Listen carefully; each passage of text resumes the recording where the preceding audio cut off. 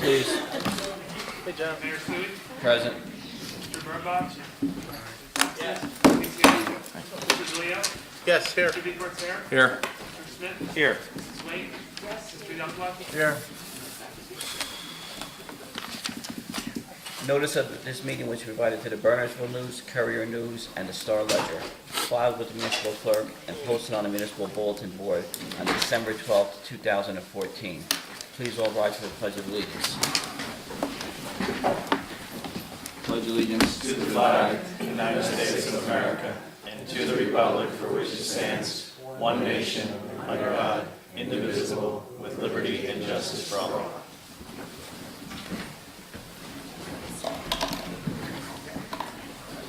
All right, for our open session. At this point in the meeting, the mayor and council welcome comments from any member of the public. To help facilitate an orderly meeting and permit the opportunity for anyone who wishes to be heard, speakers shall limit their comments to 5 minutes. If reading from a prepared statement, please provide a copy and email a copy to the clerk's office after making your comments so it may be properly reflected in the minutes. Anybody from the public wishing to be heard? Yes. Okay.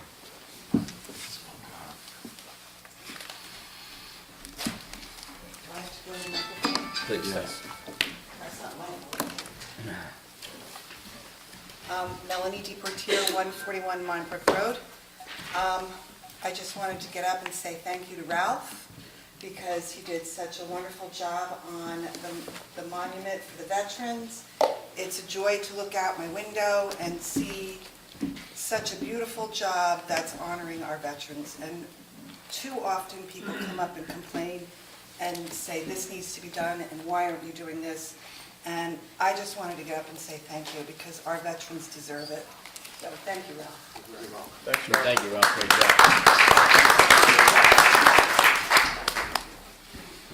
Anyone else for the public wishing to be heard? Miss?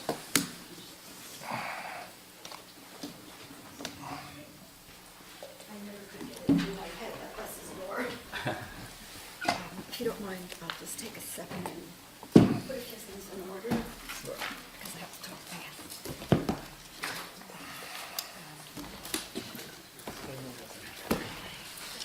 Thank you for letting me speak. I'm Janet Pizar. I'm actually from Millburn, New Jersey, but I've been aware that Bernardsville has had issues with deer for a very, very long time. I'm aware that you filed applications for community-based deer management, and that was almost 16 years ago, June 2000. And here, so many towns are 15 years later, and they still have a deer issue. So I first want to show you on the cover page, I'm sorry I don't have enough for all. Here's one more. This is what you'll find on the website of the Division of Fish and Wildlife. In every Hunter Digest, you'll see how they divide the state into management zones. And you can see on the next page that Morris County is in deer management zone, I'm holding it out, that falls in deer management zone 13. Every zone has different regulations and you'll find them in the digest. Where is Somerset County? For Somerset County. Oh, So it'll be 14? yes, there's a 14, absolutely, but you're still managed for decrease. How did I miss that? Okay, you're also going to No, we're part of see 13. all the zones that are managed for stabilization and increase. So I as- apologize, we're part of 13. If you look at it, it looks like Yeah. the Oh, Great I'm Swamp, sorry. lower half. Yeah, we're 13. I put my Yes. glasses on. Yeah. Okay, so. Sorry. So, you'll notice how many of these zones are actually managed for deer stabilization and increase. In fact, in a 7-year study, 59% of the deer management zones are either managed for increase or stabilization. So I want to just move forward. Here, this was a collection of all the zones and what you fall in, increase, decrease, stabilization. And the only way you would know this is if you did an Oprah request for these end-of-year harvest reports. They're not online. What's online is the amount of deer that are taken in the state, and it averages around 70,000 a year. What's not shown is this.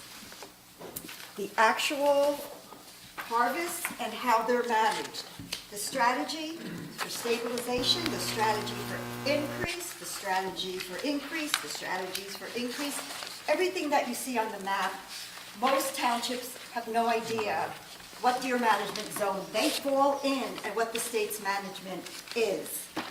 So I just want you to move forward in your packet, which is actually abbreviated, to what was New Jersey Audubon Society white page report dating back to 2005. And of course, everybody's aware that it is housed on Hardscrapple Road right here in town. It's abridged. I'm reading from page 9. It says, wildlife management to facilitate hunting opportunities has been a key contributor to deer overpopulation. So many people don't know that. They think hunting is about reducing deer. No. Wildlife management to facilitate hunting opportunity has been a key contributor to deer overpopulation. So the next page you have, I'm sorry. So then, since the Audubon Society is aware of this, you can see how they label deer a threat, they push for hunts, and the question is why? You know, why would they be part of the problem instead of part of the solution? Because this is what the state wants. Access to hunting, opening up the suburban opportunities for hunting so hunters have convenient hunting opportunities. So you'll see in this page that the DEP gives an enormous amount of grant money to the New Jersey Audubon Society. And this is only for 4 years, 2010, 11, 12, and 13. And the total that they've gotten is $286,991. So they're part of the wildlife partnership. Are they going to really blow the whistle and say, why are you managing these deer for increase, when they're really part of the partnership?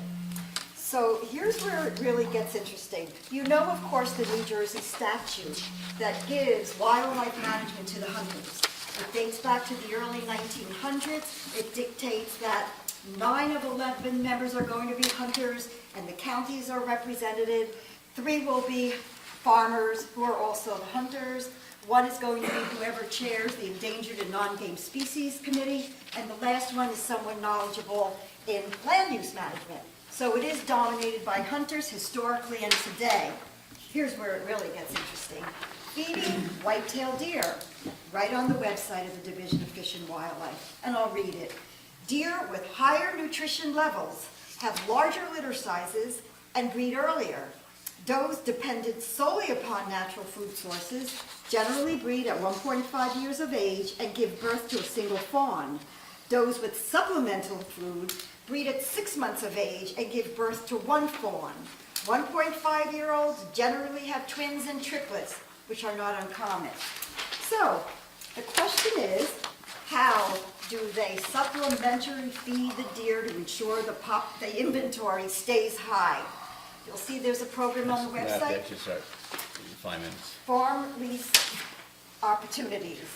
This is your county map with the state wildlife management areas within your borders. This is a summary sheet of all the wildlife management. The wildlife management areas are up for lease by the farmers. They plant corn, deer preferred food, and corn on what they call in-kind parcels.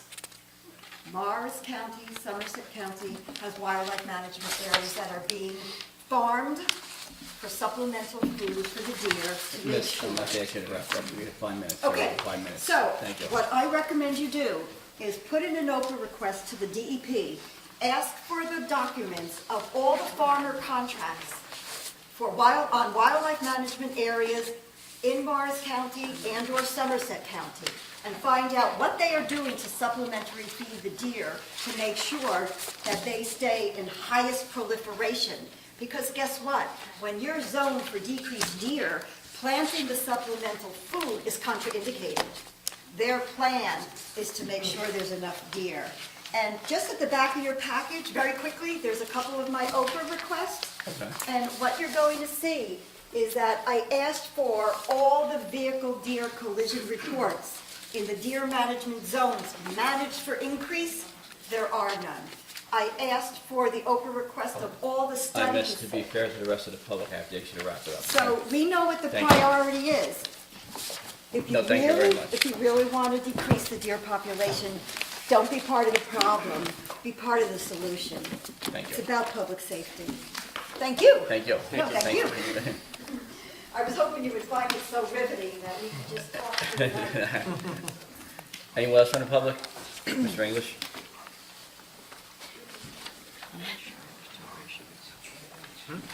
I have eight, I've given Anthony a single sheet. I'll try to be very brief. And I'll probably read this so I stay brief.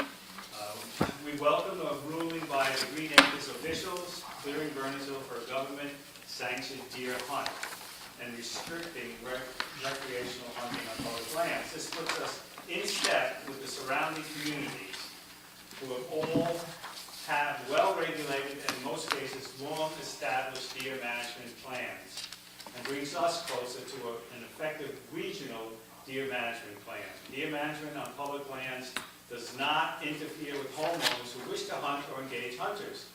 It might become a model for an overall management plan that individual homeowners could adopt. Mike Anderson, I don't know if he's here yet, and Johanna Wissinger, but we have some great points to make. I'm going to try to summarize some of them. We've made these before in multiple town meetings, in townwide surveys, and scientific deer browse studies. Important points about Lyme disease, human safety with car collisions, gardening impacts, and most importantly, irreversible, long-term destructive impact on our waters and forests. In summary, I don't know if this is the point to do it, to poll the council to see what they think about Warren Blue Ridge initiating a deer management plan this year. And I'm saying that because if the council seems divided, we will forego the deer management plan this year and work toward addressing any outstanding issues for next year. This problem is not going away. Third, we also offer a new and complementary project that the Green Team would undertake next year, setting up a 1-acre forest protection area from deer in the Moraine Crest parcel to demonstrate for all residents an actual side-by-side comparison of the devastation to the forest from lack of deer management with that of a fenced-in protected plot. Burnsville, New Jersey Audubon already has such a plot and would guide us in doing this scientifically. We are advisors to the mayor and the council, and we will not force an issue that is contentious with the town. We want to cooperate and get things done. Finally, the Green Team, Environmental Commission, Shade Tree Committee, and I have to read this because there's so many, community gardens, gardeners, open space, Friends for Green of Burnsville, and Garden Club members thank the council and mayor for listening to our proposal.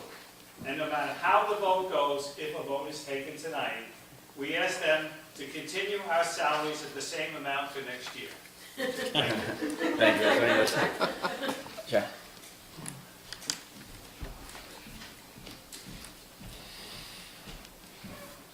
Hi, How you doing?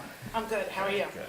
I'm Sharon Markowitz from the Rebecca Collection, and I'm here to talk about the parking. The lack of, we have a lot of parking, people are not knowledgeable, so I shouldn't say lack of parking.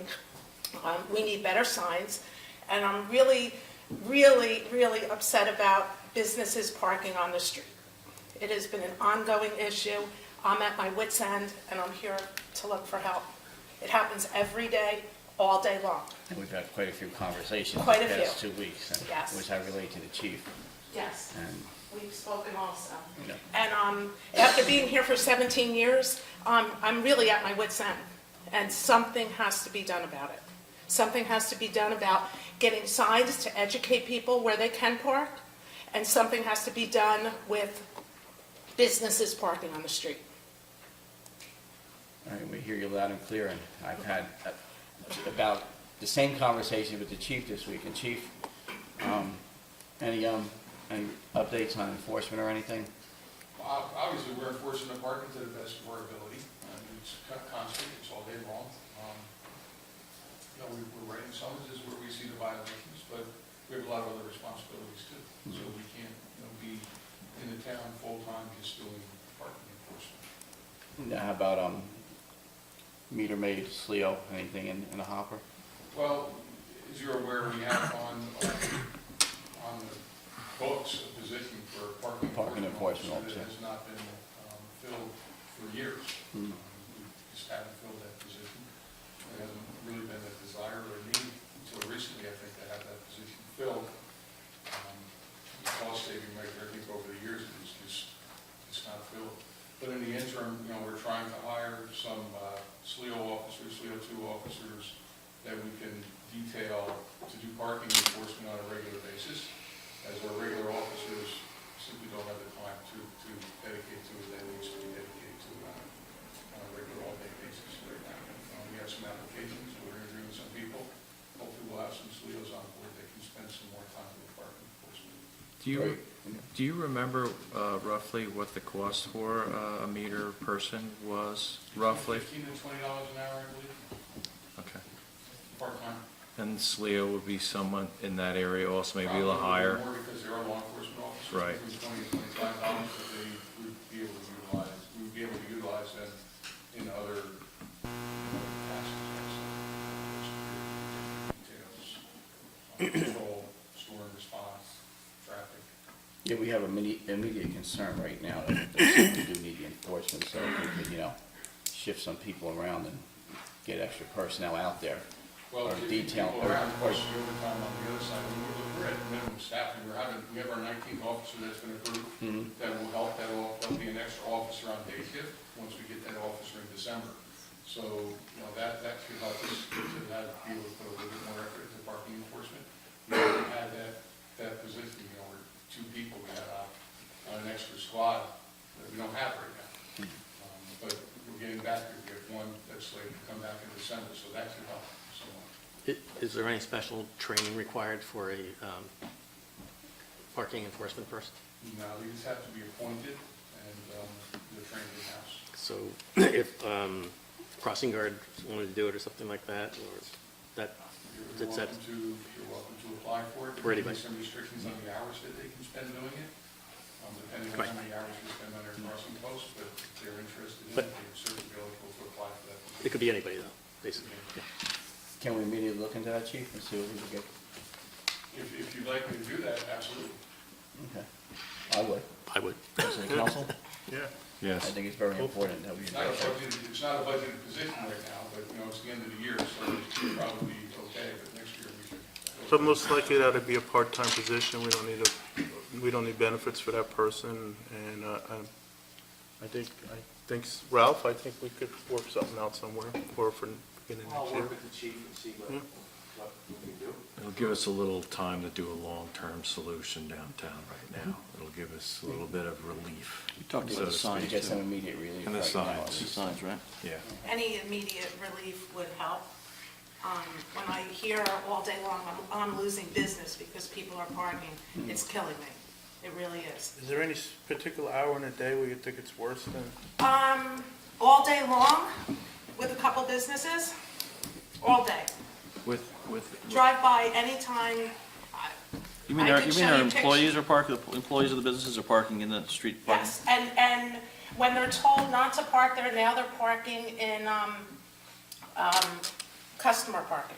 So wherever they can find a customer parking lot, they're, like right now, when I left tonight, I park in the lot, and 2 of the cars were in customer parking, which takes away from customers parking also. If they can't park on the street, they park on Mount Airy, they park in the train station, the post office, or the library. So what they're doing now is, because they have a lot of employees, they're parking in customer parking Where do you park?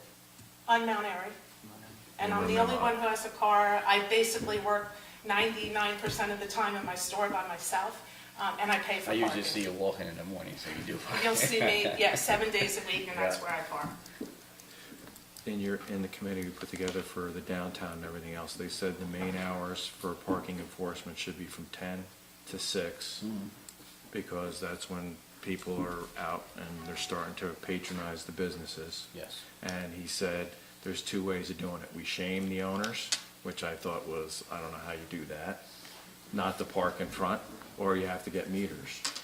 And I know there's a lot of people that are against meters, but from what I've seen, it always works. And it makes it easier on parking. It can be paid for through parking meters, and tickets can pay for that also, and the repair for the meters, the maintenance of the meters, and you'll have a better flow of traffic for these parking spots. But we can talk about that in the next 2 months for next year, I mean, but we should get somebody on it right away. I think the signs directing people to the lots is probably the good first step. I mean, Yeah. you know, right When now. can we get these signs Get that the are more signage. visible? Right. I mean, this is crazy. People don't know, and we can educate our customers as much as, but we need the signs. Let's work on that immediately. I love signs, but how well are they working for us on Mount Airy Road? Seriously. How many times have we asked the police chief to go out and do patrols because the county couldn't do it because it was a county project? They know what they're doing. They know exactly, so they, And, you know, what sign, what are you talking about? But, you know, I think if we all, listen, I love my store, I love Bernardsville, but this is putting me over the edge. It truly is. So I'm asking for help. I've never come here to ask for help. This is important to me. And every day I sit there and I take pictures of all the cars and they do it. Now, you know, they were reprimanded a little bit, but now they're parking in customer parking. And that's bad too. We're here to help you. So- Let's keep up the Can we dialogue. make a motion? And, sure. I'd like to make a motion, getting somebody on board from 10 to 6 to start doing some parking enforcement for the next month or so. Even if we only do it a few days a week, it's, you know, that'll get the message across. Sure. Work that in finance. So I move for that, anyway, second. I think once they get a ticket, they're gonna realize, hopefully. Yep. So I right, don't but- think it's that much to, you know, so. All right, I have a motion by Councilman DePorter I'll second it. and seconded by Mr. Bearbaum. And everybody understands what the motion is? Yeah. You may want to rein that in with it not having it totally open-ended. We're talking about a 40-hour-a-week position.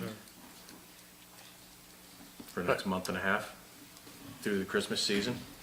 Can Till certainly a do better it through the plan comes Christmas around. season. I'd also like to, though, look into parking meters or something like that on a more Well, we long-term need a little basis. time to know But how that to plan doesn't get together. us over the edge till Christmas And a time. more permanent enforcement. Okay. Mayor, if I Now, may, Chief, House. just to further maybe that, comment on your motion a little bit, we've been dealing with these parking issues day in and day out. We've been dealing with multiple store owners who want to park on the streets and say that we're unfairly enforcing laws against them.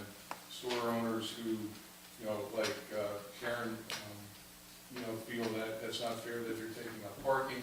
People who are complaining about the sign, I mean, day in and day out. We have a very good grasp of what the problem is. If we had more resources, which appears to be an understanding that you're coming to tonight, we can do more in the way of enforcement, and ultimately, we will get the message across to them that they can't do this, and that if they do try to do it, it's likely that they will get a summons.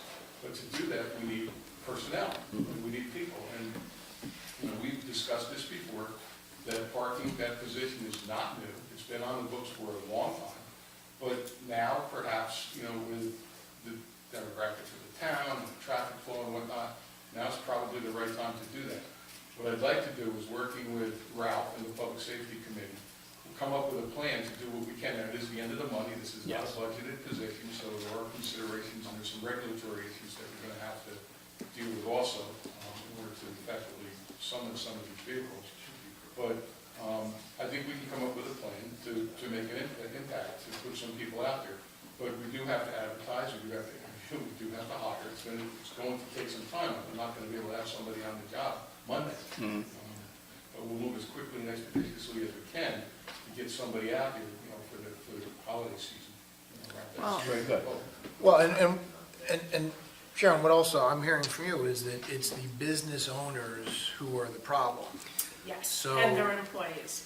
So, you know, we can identify 25 business owners, and I don't think that that's a 40-hour-a-week position.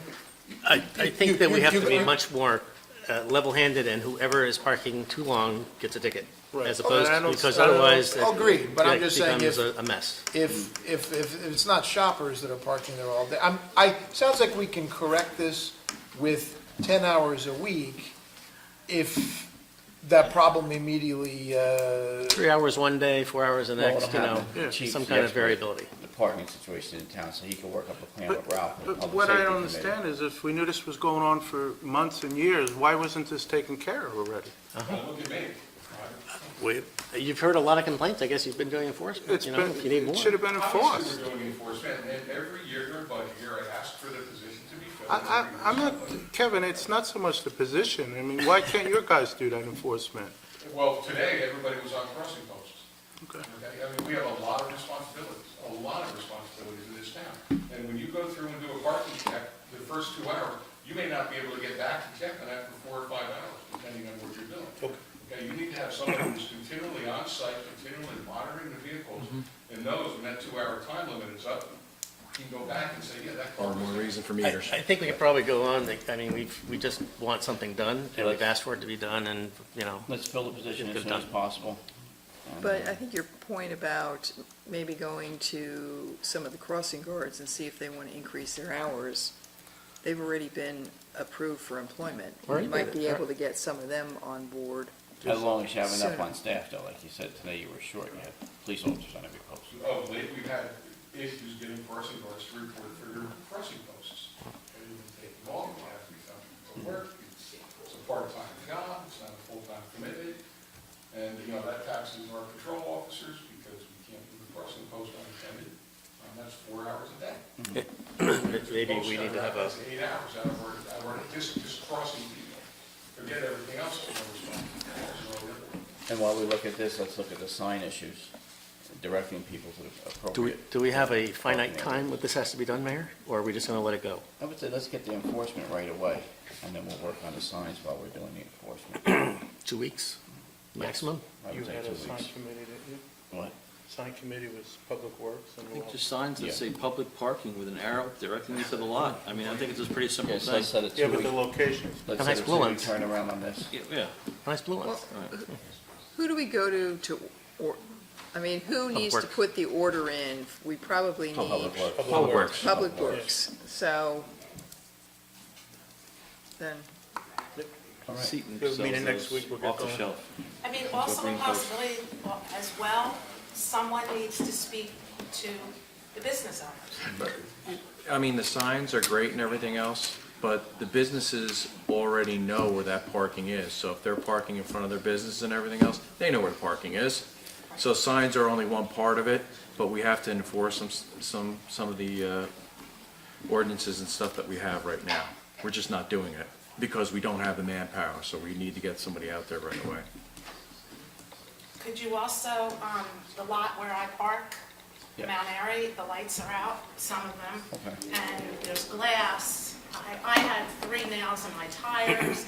Have you reported that, just out of curiosity? No, I Okay. kind of, no. Please do. But I just, when I was walking up there, I said, you know what, while I'm here tonight, I just wanted to let you know that the lights are out, so if someone Yeah, could thank you. turn the Very lights good. on, that would be great. There's, you know, later hours for me, now, always actually, and it gets darker earlier, you know, so.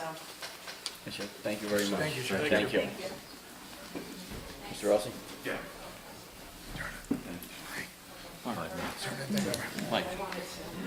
Yeah, we have those. 26 bucks. There you go. I love it with the jackets. Anyway, Respect for the town. that's it. Anyway, I know that there's many things here. The parking is a problem, and I know that the chief goes through hell with the crossing guards not showing up, and I saw police all over town. If there's any way you could go out for 2 people and share that position, so they're taught and trained individual, that's all they do is parking. They come to work to do that, one guy can't show up, the other guy does. If we had meter maids out there, whatever you want to call them, we don't need meters, meters would shut the town down totally. All we need to do is to get those owners of those buildings to have their employees park somewhere. That's the problem. Where do they park without a permit? The Ammerman lot has to be opened up. The library has to be opened up for permit parking. A study has to be done or look at each. You know that the let's take the deli. He only has to get 5 passes a year to park. He's got 14 employees, and he's got 40 seats in there or more, okay? You know that that's not working. So he needs more parking spaces. There's businesses that have just started buying parking passes, and they're only buying a small percentage of them. So there has to be a letter sent out to all the businesses in the downtown area of what they require in the way of parking, which will help us. The parking at the railroad station, the back lot's never used. We can go to transit and start using that as permit parking for those businesses for the south or west end of town. And the other people in the east end of town could go to the library. Because they don't have those permits, they can't park there. So if you count up all those spaces and start utilizing them. Now, if you go to the lot across from Galloway's, years ago when that was a land swap with the town and Roselle only wanted to limit the parking on that property when they did the swap. That was in the agreement. There's a lot of land there. That park has never been cleaned and never been maintained. It's an ideal situation to expand that area. And I think Roselle, knowing the problem that we have with parking, they'll give us back that property so that we can utilize it for parking. And that would be something that you guys would deal with Roselle. So that adds another 20, 30 spaces. So you have 20 or 30 spaces there. You have another 20 or 30, maybe 20 spaces down where Dave Neal's private lot is that he's renting to those people that are down there. You could line that up, get transit at one point, wanted to pave that for us, and light it. That can be done immediately.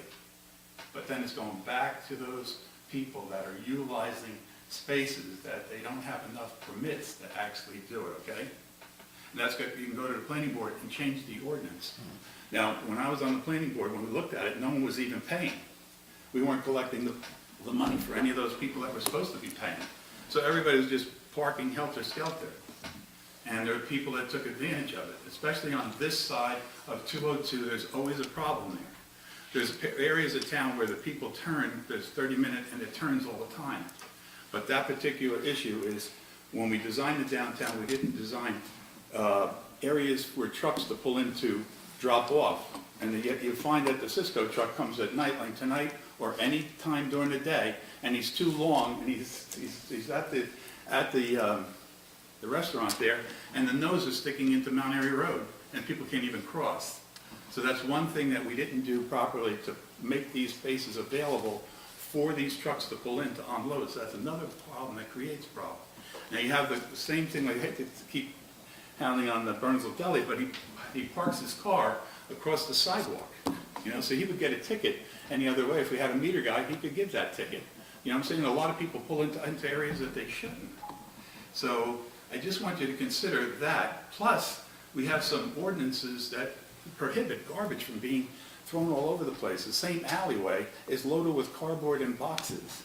And there's other areas of the town where the property is not downtown, is not being taken care of. So I know that we're stretched without having a zoning officer.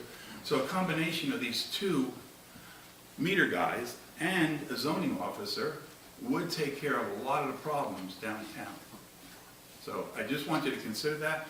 Also, there's the lot next to the fire company.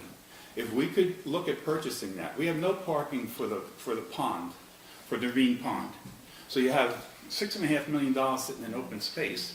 You could purchase that. You know who that helps? That helps the fire company. It helps the people going to the pond to visit the pond, because there is no place to park. And it would help as a overflow for the businesses on that end of town to tell their people, we have permits in that lot and we can park there. That would mean improving the sidewalk conditions to bring people down there. As a matter of fact, the sidewalk should be rebuilt from the railroad station all the way to the Borough Hall so that people can walk to Borough Hall or walk to the pond.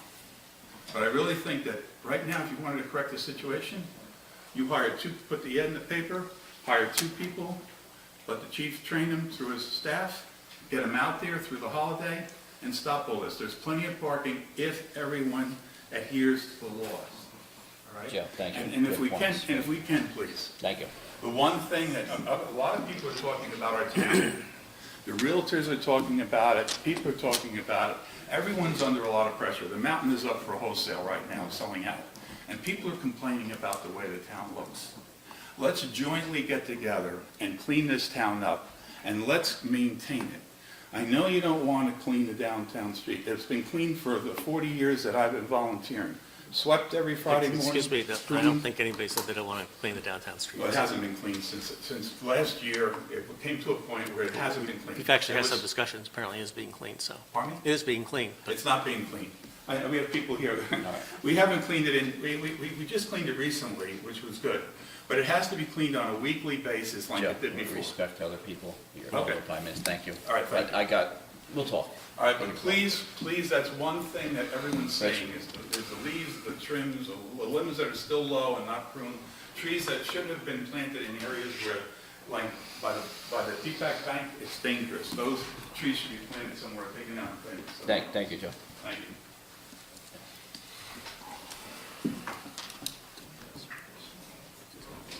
How you doing? Good afternoon, Council. Good afternoon. Mayor.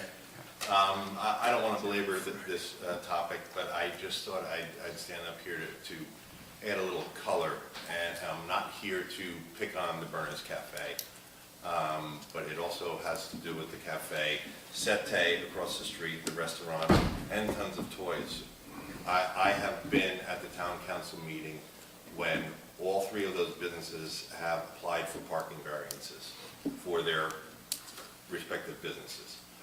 And at the time, the parking variances were granted, and the reason why, the reason given was that the council and the town did not want to stifle business, which... was it, did it come to the council or the Board of Planning Adjustment? Board of Adjustment. This is a big difference. I'm sorry, Board of Adjustment. So,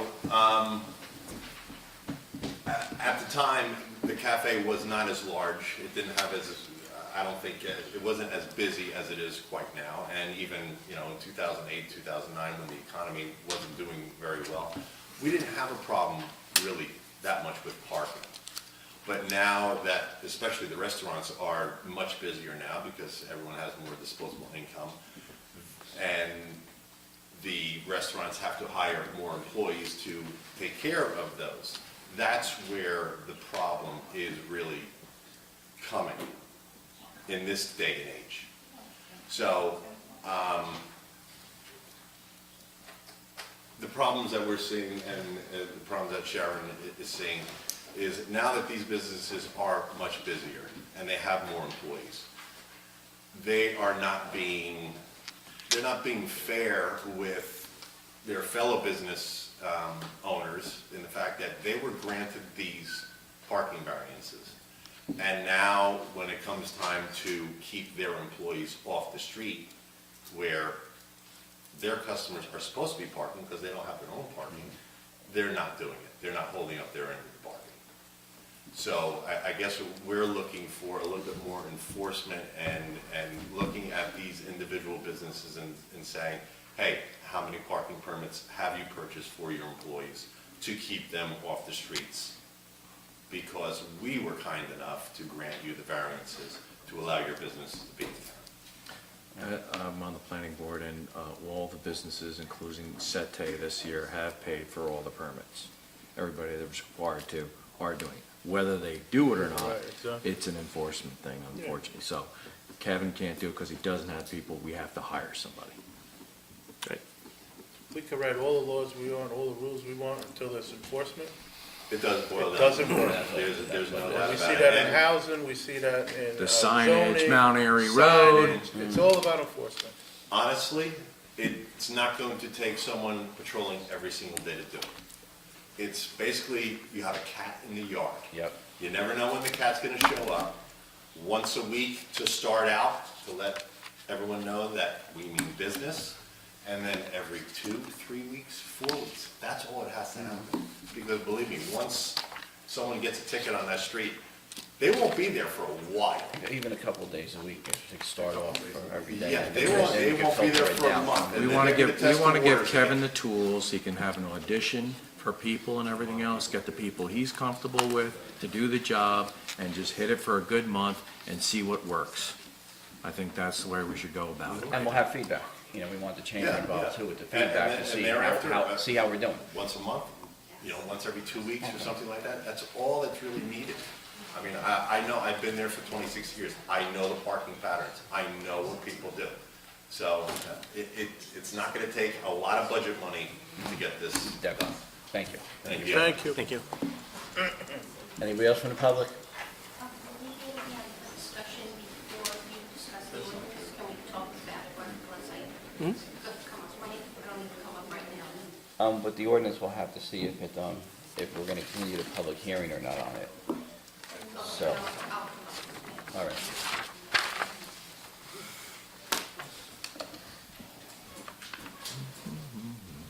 Hi, Rosemary Priscina, 16 Chilton Street in Bernardsville, New Jersey.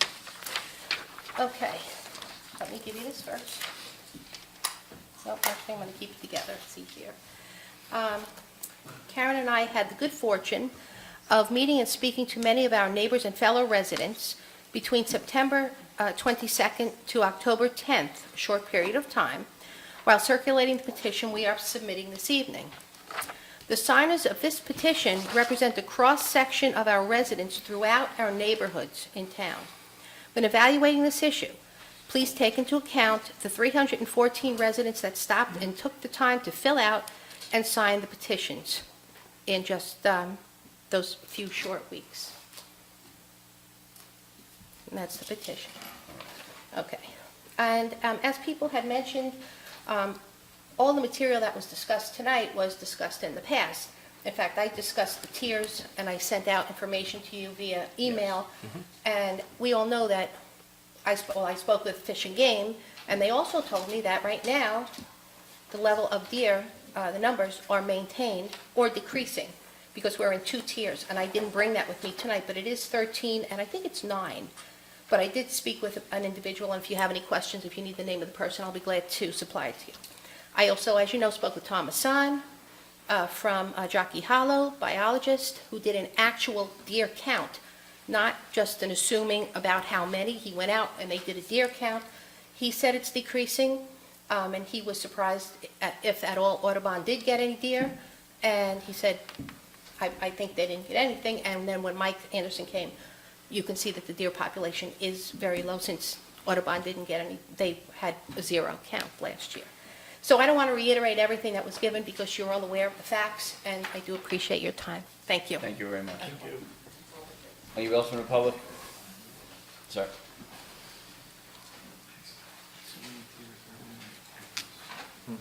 Mike Anderson from New Jersey. I don't live in town, the sanctuary, we're on Hardscrabble Road. And just to bring you up to speed a little bit on the controversy over the deer management issue. We began our management in 1999, in 2007. It was 100 years from when the organization began in 1897. And it took us 100 years to get to the point where we could say deer are causing a problem in the forest community. We began management in 2007. And last year we had 0 deer harvested at the sanctuary, and I blame that on the deer managers that we were using at that time. Since we began this year, they've harvested 8 deer this year, and there are reports of at least another 16 on the property. So the problem hasn't gone away. The deer are down. We are seeing some regeneration going on outside the deer exposure that we established in 1999, and we hope to keep the deer at that sustained lower level so that restoration of the forest can occur. What's their approximate population per square mile? The estimates from literature, and I did an independent study when I was in college a long time ago, to prove to myself. Yeah. You just painted your hair. 4 to 6 is what it should be. When I counted 25 outside the window by the bookstore in 1989 or 99, then I said, there's a real problem here. No, I mean, currently is what I was getting at. We don't have an established count right now. But based on the numbers being seen on the property right now, there's at least 16 or 20 on the 276 acres of the sanctuary. So we need to continue to reduce the numbers so that forest restoration can occur. If we don't, our mission is to connect people with nature and to preserve the nature of today for the people of the future.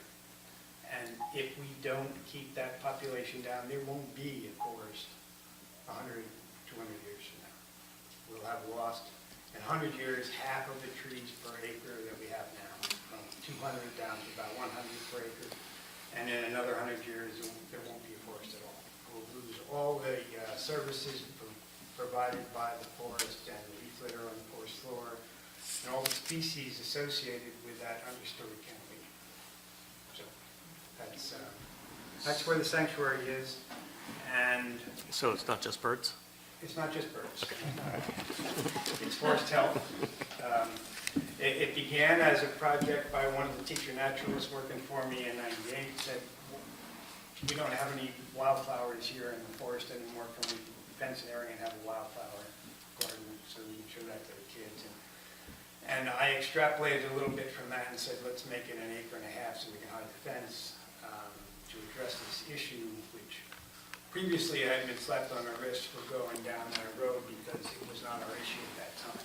So in '98, '99, '96, I did that independent study. I literally have crates of literature with a file cabinet. I spent probably $1,000 on literature. Back then it wasn't all online. Did we have online back then?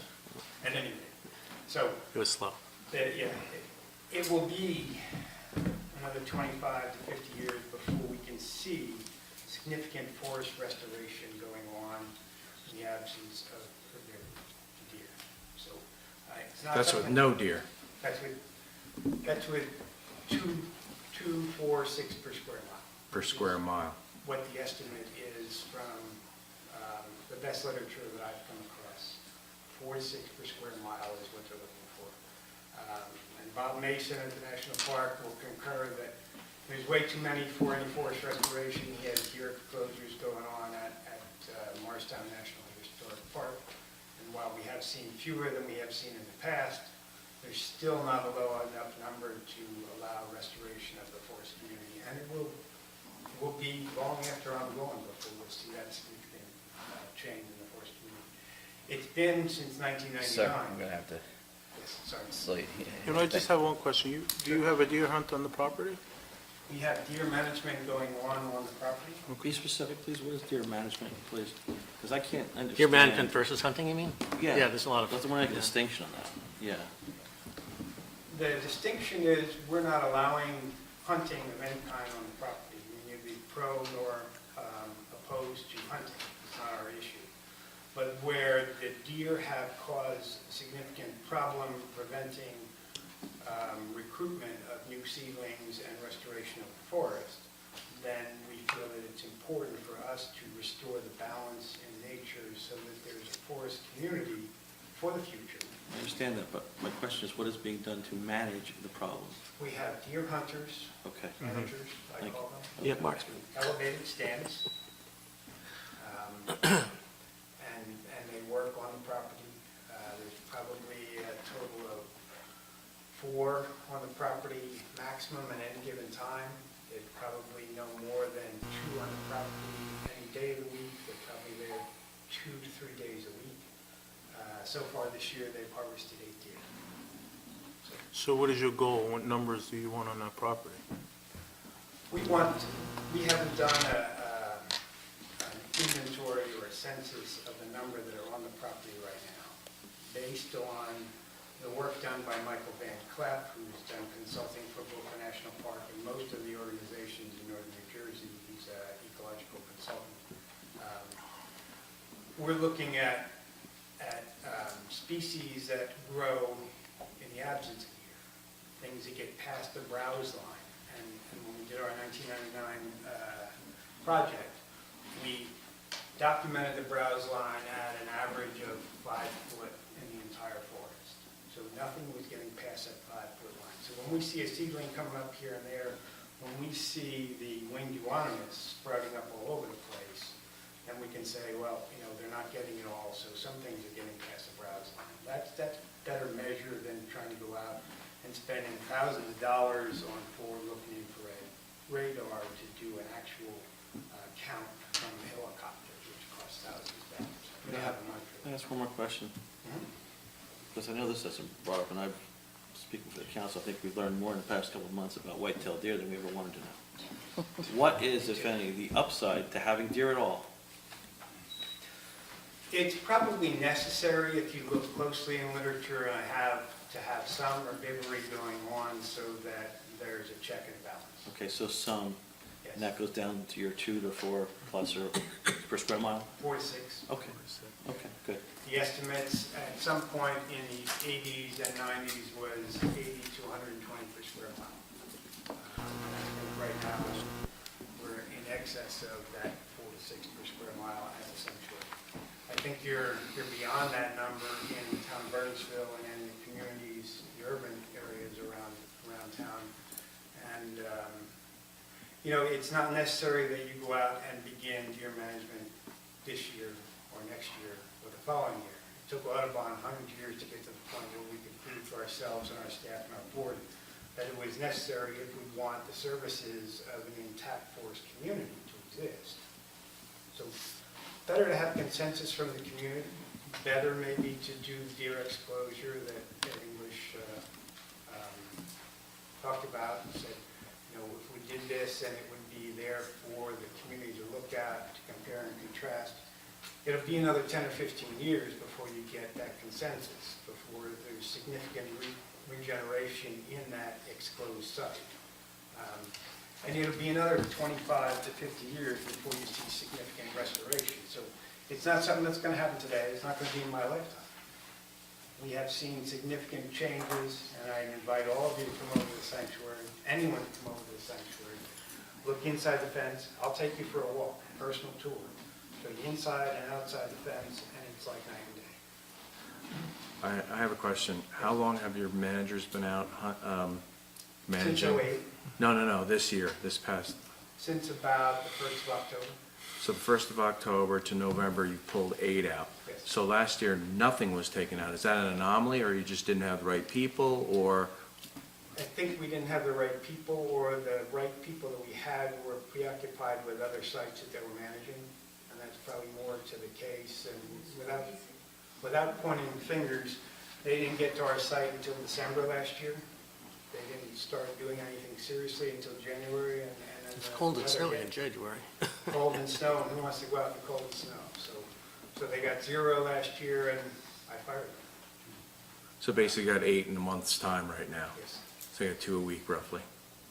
That's correct. And I suspect we'll probably exceed the number that we got in our best year in the past. And as I said last time I spoke to the council, I don't hunt, I don't own a gun, I've never hunted, I don't really want to hunt. But my job at the sanctuary is to restore the natural community so that it's an educational site, preserving the nature today for the people tomorrow. All right, thank you very much. Thank you very much. Thanks. Anybody else from the public? Karen?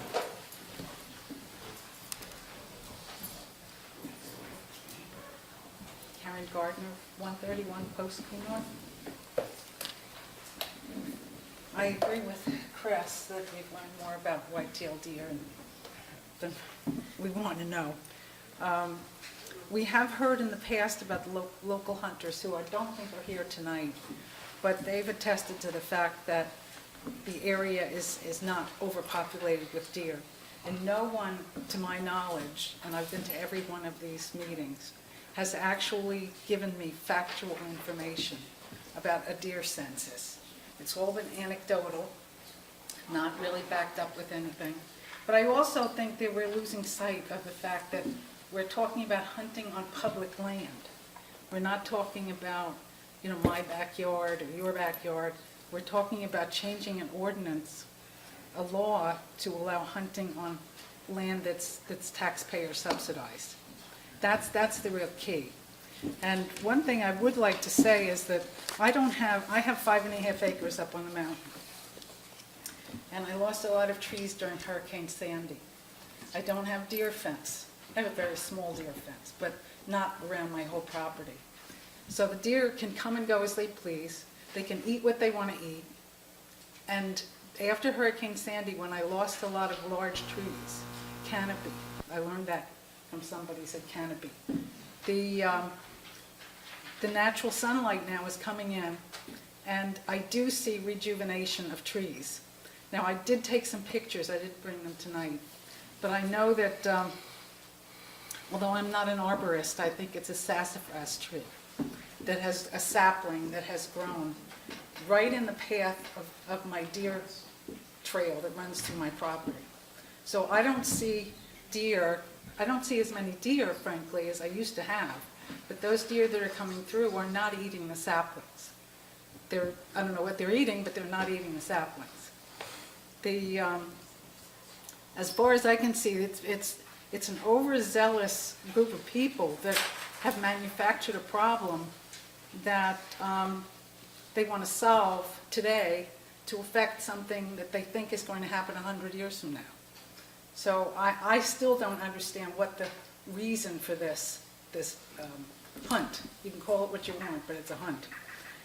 The people that we talked to over the time we collected signatures were very concerned about hunting on the public space that we paid for with our tax dollars. Can I ask you just to be very specific about what the concern is? Because I keep hearing everyone's concerned about it because it's public land. Specifically, what is the concern?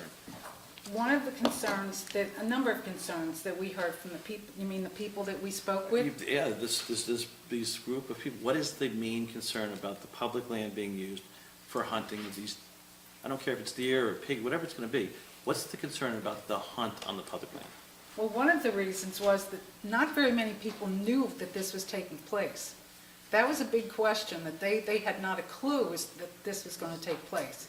And they felt that this was something that was being rushed through by Borough Council or selected committees that report to the Borough Council. That was one concern. They're concerned about a policy change. Policy change without real public input. Second was safety. Hold on a second. Did you tell everybody that's not the case since we've gone over this for 3-4 meetings, waited for The green subcommittee's been doing acres? it for a couple of years. Yeah, we've been It's been in the kind of- Burnsville News. I'm just saying, Like we we're- have really, and you've attested to saying I that we know understand more that. about the white-tailed deer now than we ever But have. Chris asked a question, Okay. I answered his question. Okay, but you can tell them now that we know more about the white-tailed deer than we should. But I think also it's not just that this particular situation. When people learned of this, they felt that if the Borough Council or other committees that report to the council can do this without public input, and I know you can put it in the newspaper every day of the week, and people are not going to read I have to tell you, I it. think we did allow public input. Oh, I know you We did. didn't force this down I anybody. wouldn't be here unless you asked for that. Right. What I'm saying is that the There people was that we discussed true this with. transparency here for this topic. Yes, the people that we talked to felt there was not enough transparency on this issue.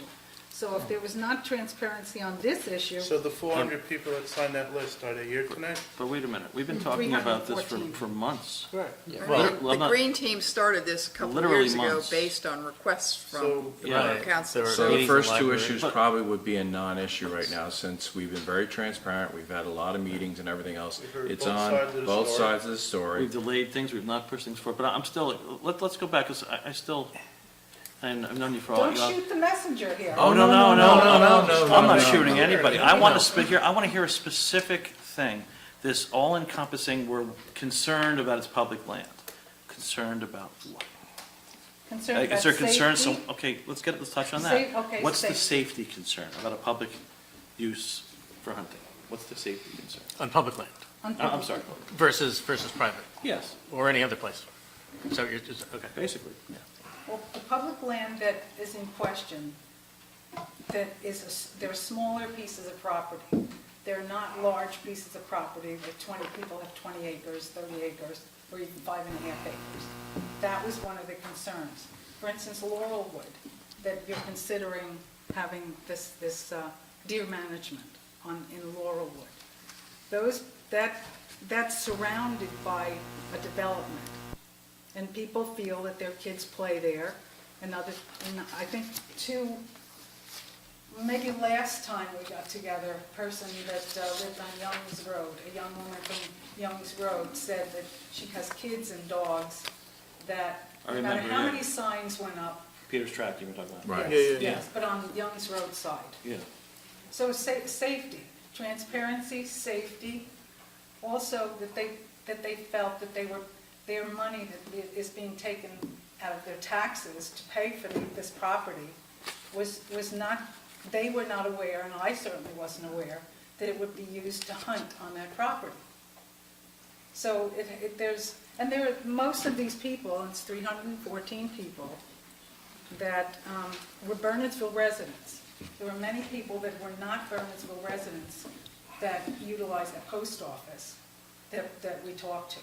But we only felt to make it valid, we would ask people to sign if they lived in Bernardsville. Any other questions? Well, one of the things that I think has not been brought up enough is that in the proposal with Blue Ridge Deer Management, which is the same group that is over at the New Jersey Audubon, they were going to come maybe 2 mornings a week. We're not, I mean, you keep giving me back that, you know, all of our public lands are going to be closed for 5 months. They're not. We were talking about, you know, like dawn to 10 a.m. They would communicate with us. We could put that information, because we don't want kids around. And we're also talking about bow and arrow. We're not talking about shotguns. So that, you know, Or a rifles. woman on And from rifles stands or as well. whatever. And from stands, From going from stands, tree from down, up to not down. shooting across a acreage of land. But we're not, I mean, they don't want, you know, kids around or whatever else, and it would not be on Saturdays and Sundays. They can't do it on Sundays anyway. So, I mean, we are, if we go through with this, we are trying to work with the people of Bernardsville. I mean, to say that we're not being transparent is sort of like astounding, because I feel like we've talked about this week after week. It's been in the Bernardsville news a number of times over the last 7-8 months. Well, a lot of people don't read the newspaper anymore. Well, It I is- don't know it's how been on we can. websites, it's been library I don't know how we letters, can so- communicate Yeah. anymore with the residents, unless you want us to walk around and hand out pamphlets to everybody, but I Well, can't. it's not really what I want. It's, we just, no one to this day, nobody has said to me that we have such an overwhelming population of deer that we have to hunt on public property. Anybody that has the number of acres that are required for a hunt can contact any hunter that is Understood. qualified, including this Blue Ridge Hunting Club.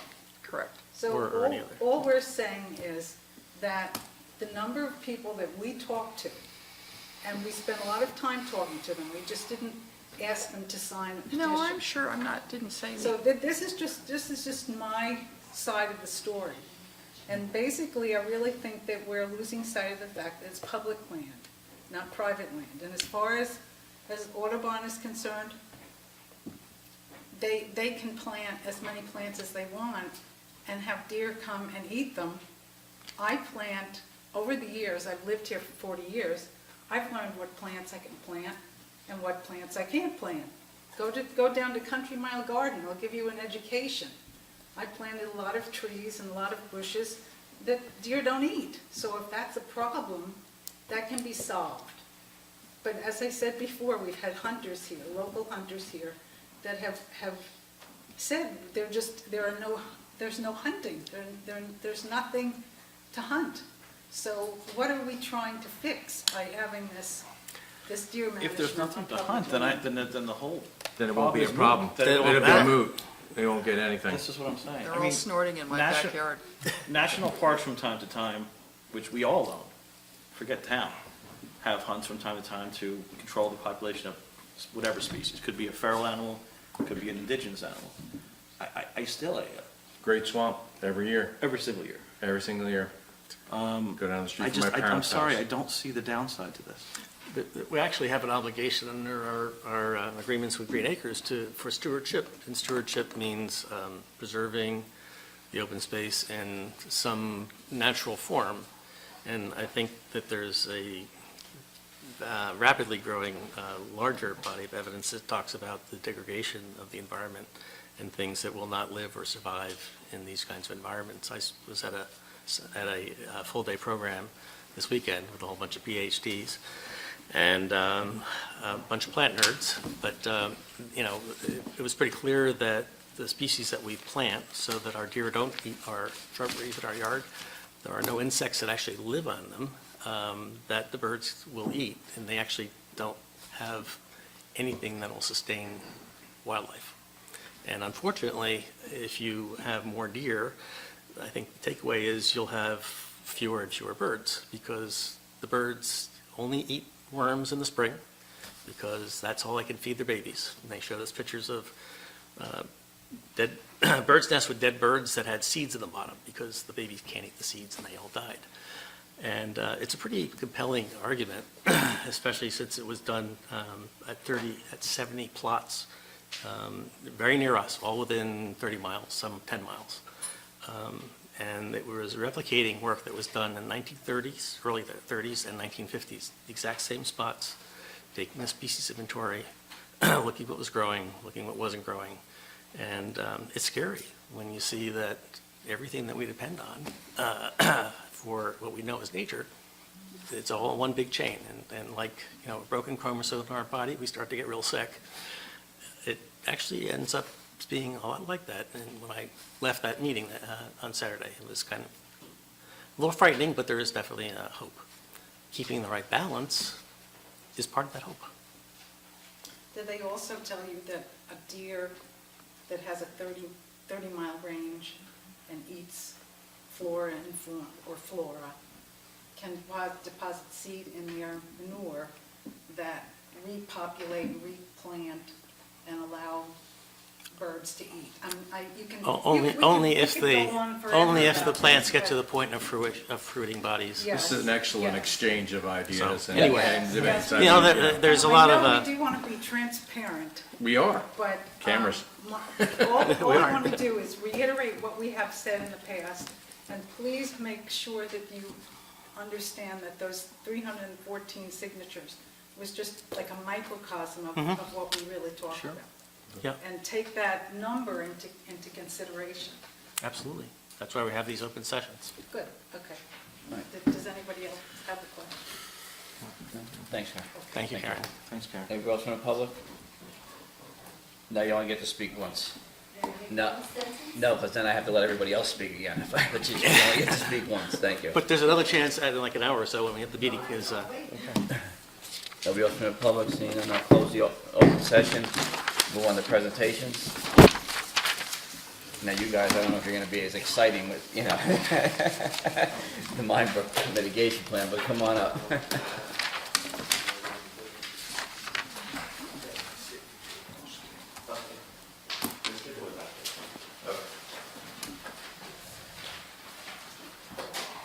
first question is, can the deer still get in and drink water? Yeah. How you doing? Okay.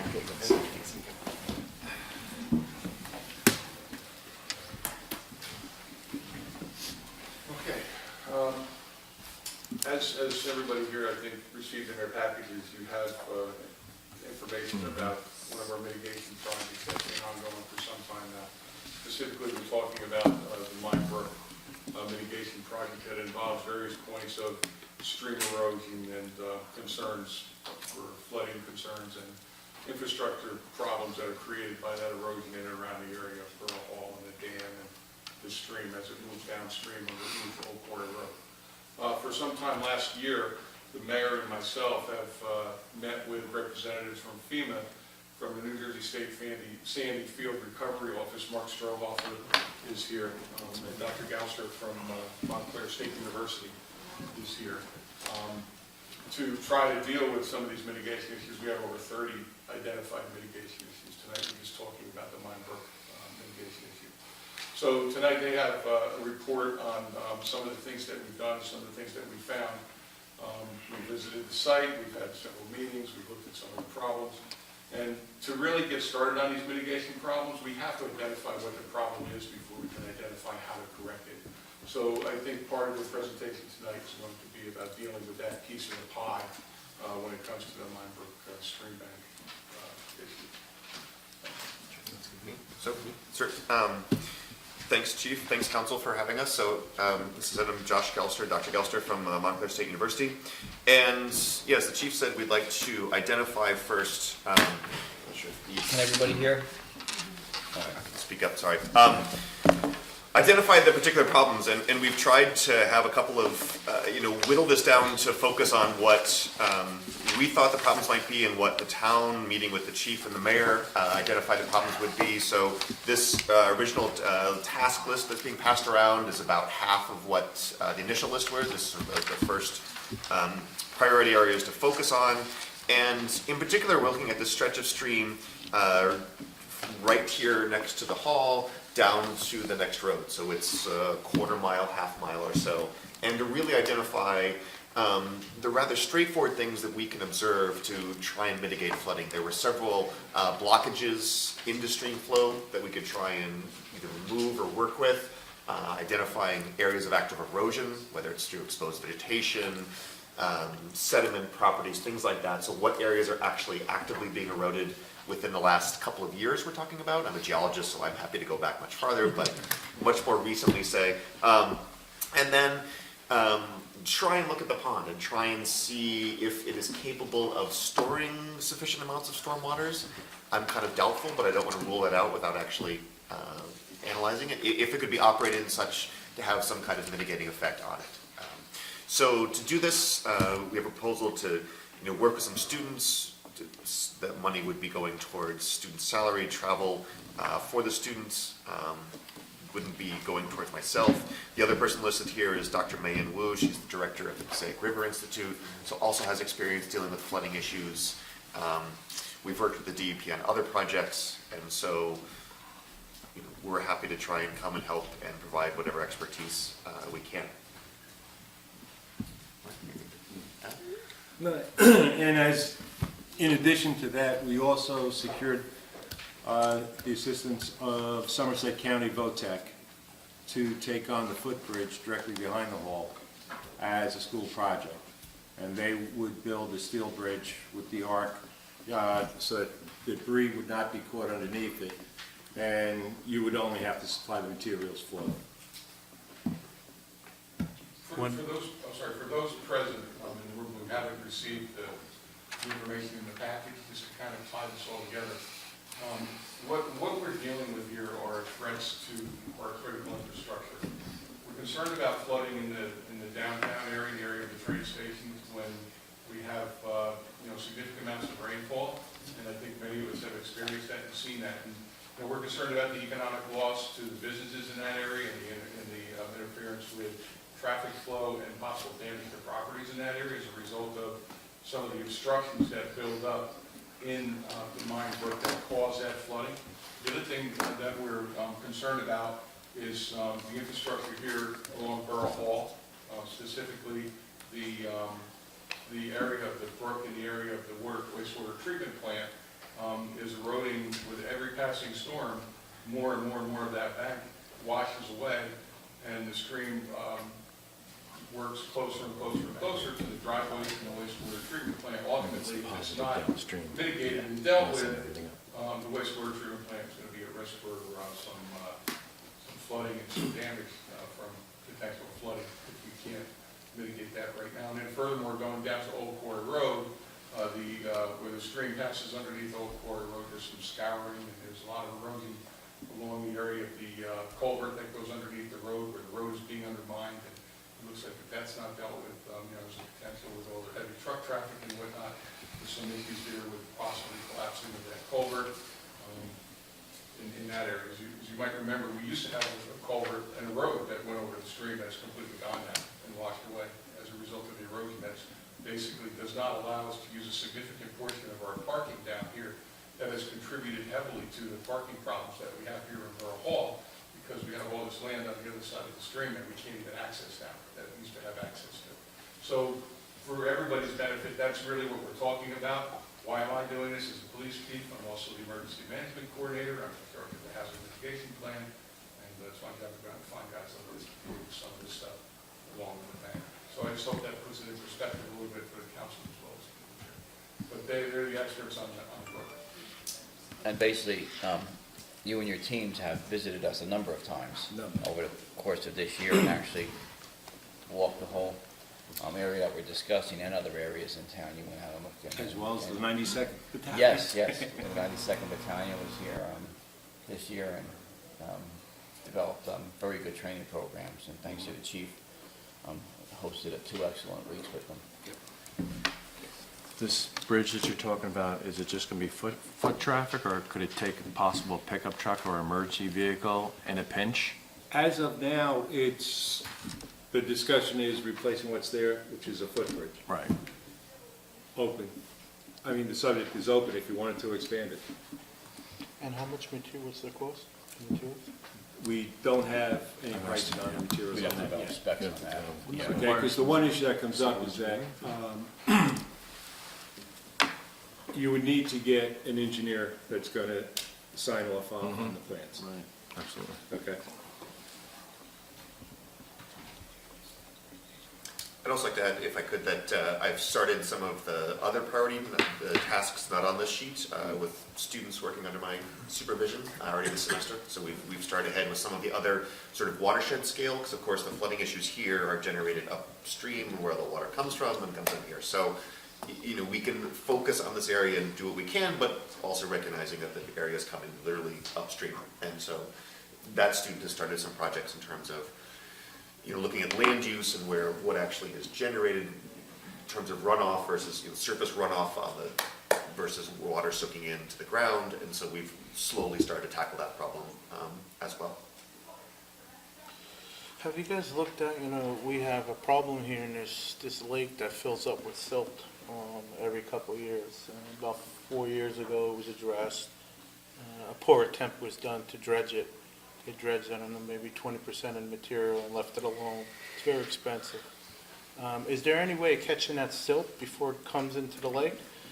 Behind the fire department, there's concrete walls there. Is there a contraption you can put in there to catch that silt? There is, you'd then have to clean out that. Right. Well, which wouldn't be much easier. It would be easier as long as it's not contaminated. I've dealt with municipalities who they would like to clean out some basically canals that help with floodwaters, but they know it's contaminated. So as soon as they start to clean it out, and which is a much better, worse hazard for them. So yes, you can maybe trap it there, but reducing at the source, reducing at construction sites, things like that is really the way to go. Catching it down here works, but that's after the problem is. Problem is you get all the runoff from the road, so you're gonna get all your asphaltics, your vegetations, all that kind of stuff. Salt. Or your seams. Man, was it dredged for aesthetic reasons or for It trying was, to? you Oh, it's too could full. walk across it. Okay, it was not a pond anywhere. Yeah. It was The Thames. Almost filled in. Okay, gotcha. Yeah. And let's not talk about it. We weren't here for that one. Now, what's your scope of time on this project? Like this first phase here we have in front of us? Sure, it would probably, most of this is going to be doing field work, and really the ideal time of field work would be probably late winter, early spring. What happens, obviously there's the weather and working in water and those kind of safety temperature issues, but then if you go too late in the spring, then vegetation actually becomes a problem, and identifying things just gets too hard.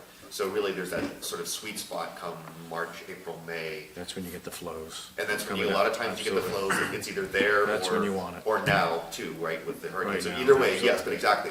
So that's kind of a pivotal time. So if we could start with that, we could get a lot of this work done and then have some report done sometime maybe next summer, end of the spring, so. So are you just asking us for permission to go forward, or are you asking us to hire an engineer to work? We obviously need to come up with better specs or more complete specs. Well, that's why, as opposed to hiring an engineering firm to do the entire work, that's where Right. he comes in as the alternate, okay? Where the pricing is much better, and it's forms a nice alliance, you know, between Burnetsville and Montclair State, and it could be an ongoing relationship.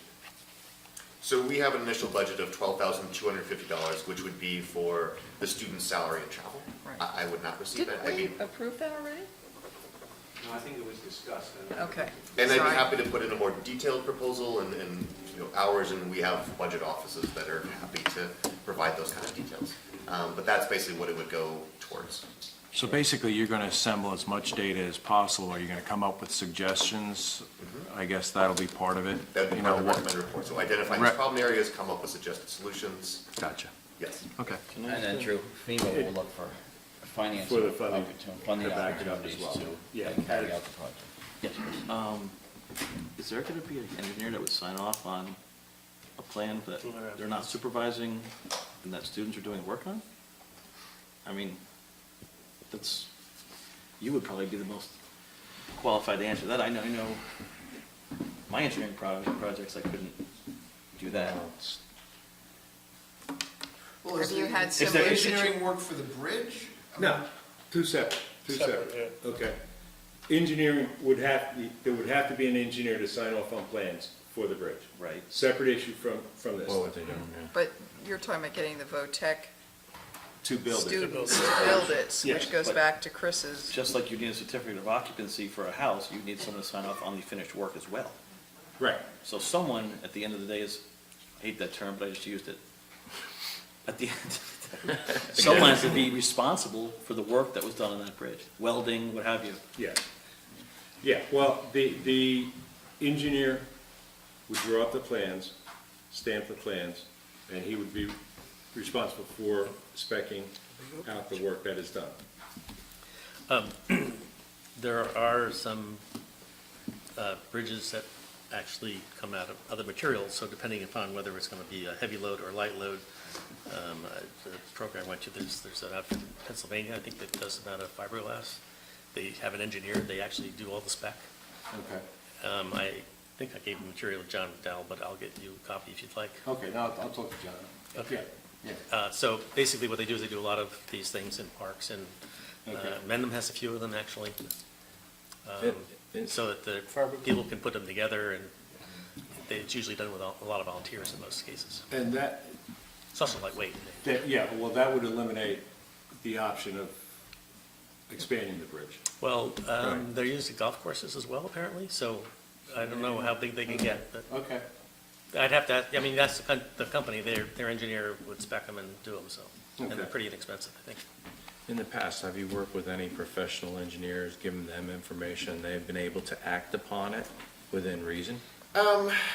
Not for municipalities, but in terms of, I worked on some dam removal projects out in western New Jersey, just actively removing dams from rivers. And so I've Right. worked with consulting firms in terms of trying to mitigate, and especially the sediment issue, with the sediment built. So they've used your data, your hydrological data, whatever it is, to put together their plan also, so you Right. can work hand in hand. Sure, I'd be happy to work with any engineers that are, you're familiar with. All right, any other questions, anyone? All right, if you could provide us with maybe more of a financial breakdown. Okay, you know, sure. We'd appreciate that, and we'll meet again. The presentation, yeah, we'll leave it as presentation right now. They'll be back, I'm sure. Yep. Yes. Absolutely. Thank you very much. Great. Thank you. Thank you. All right, Thanks, guys, thank you. Yep. Thank you.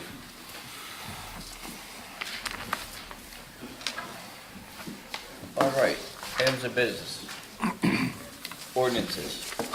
We have on the agenda continued public hearing on ordinance 151705, amending the Borough firearms ordinance to allow authorized deer management hunts on borough-owned property. I have a question for our council. Yes. Have we gotten anything in writing from Green Acres at all? No, in fact, I circulated the last response I got from Green Acres by email, and I can read it, it's very short. Good morning, Jack. The policy we have drafted is just that, a draft. It will take some time to make it official, but let me check with my bureau chief later today, which was Thursday, to see if I can provide you with enough of the draft language to satisfy your requirements and to clarify our determination. But that was 2 weeks or 4 weeks ago, as I recall. Well, this response was November 4th. Yeah. Oh. So it's just as best as. Okay. So to answer your question. All right. No. So, no, we still don't have anything definitive back from Green Acres. Paid by the word. So the question is now, Jack, we either continue the public hearing or basically, You could let it die, or you could vote it down, and could we introduce it if you wish, or you could continue the public hearing.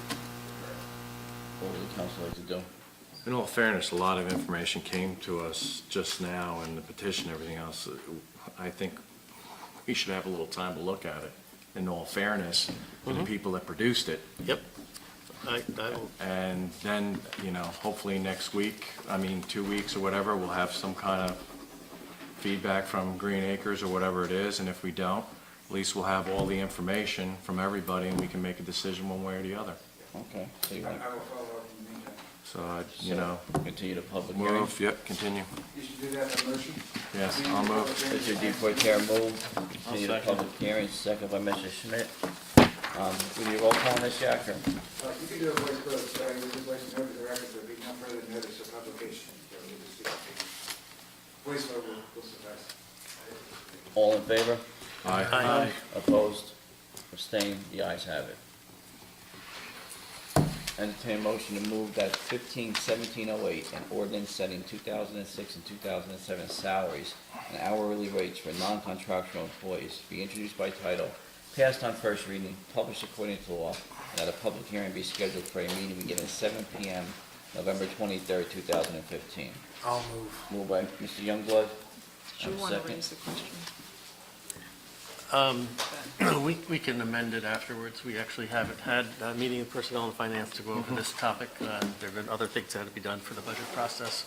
But I would say that by then we'll have some further discussion. Okay. Yeah, this is just putting it on the agenda. Yeah. All right, so have a second? I'll second. Second by Mr. DePorter. All in favor? Aye. Opposed? Abstained? The ayes have it. Thank you, council. Thank you. Thank you. Thank you, Joe. All right, resolutions. We have 15-220 to 15-237. Does anybody want to pull any for discussion? Yes. The parking fee one? All right, what number is that? I have some amendments, but we could just do it, we can do it tonight, yes. Okay. Yeah, but pull it so it's. We'll pull it, yeah. It's 15 dash blank right now. I think. Oh, it's down here. It's 232. It's not of business. Thank you, Anthony. No, it's no problem. It's no, No, this is not, the parking decal is just on item of business. I don't have business. Yeah. So it's not a resolution? No pull. Okay, everybody's So fine? we're good. Recycling and police duty. No, we're good. You good? Yep. oh. Ralph, I just had a question. On the recycling, we're now gonna pay $37.50 an hour versus, was it 68 or whatever it was an hour in the past, or was that a lump sum? I was trying to tell whether it was apples to apples number. I guess I actually should be asking John McDowell. I can find out for you.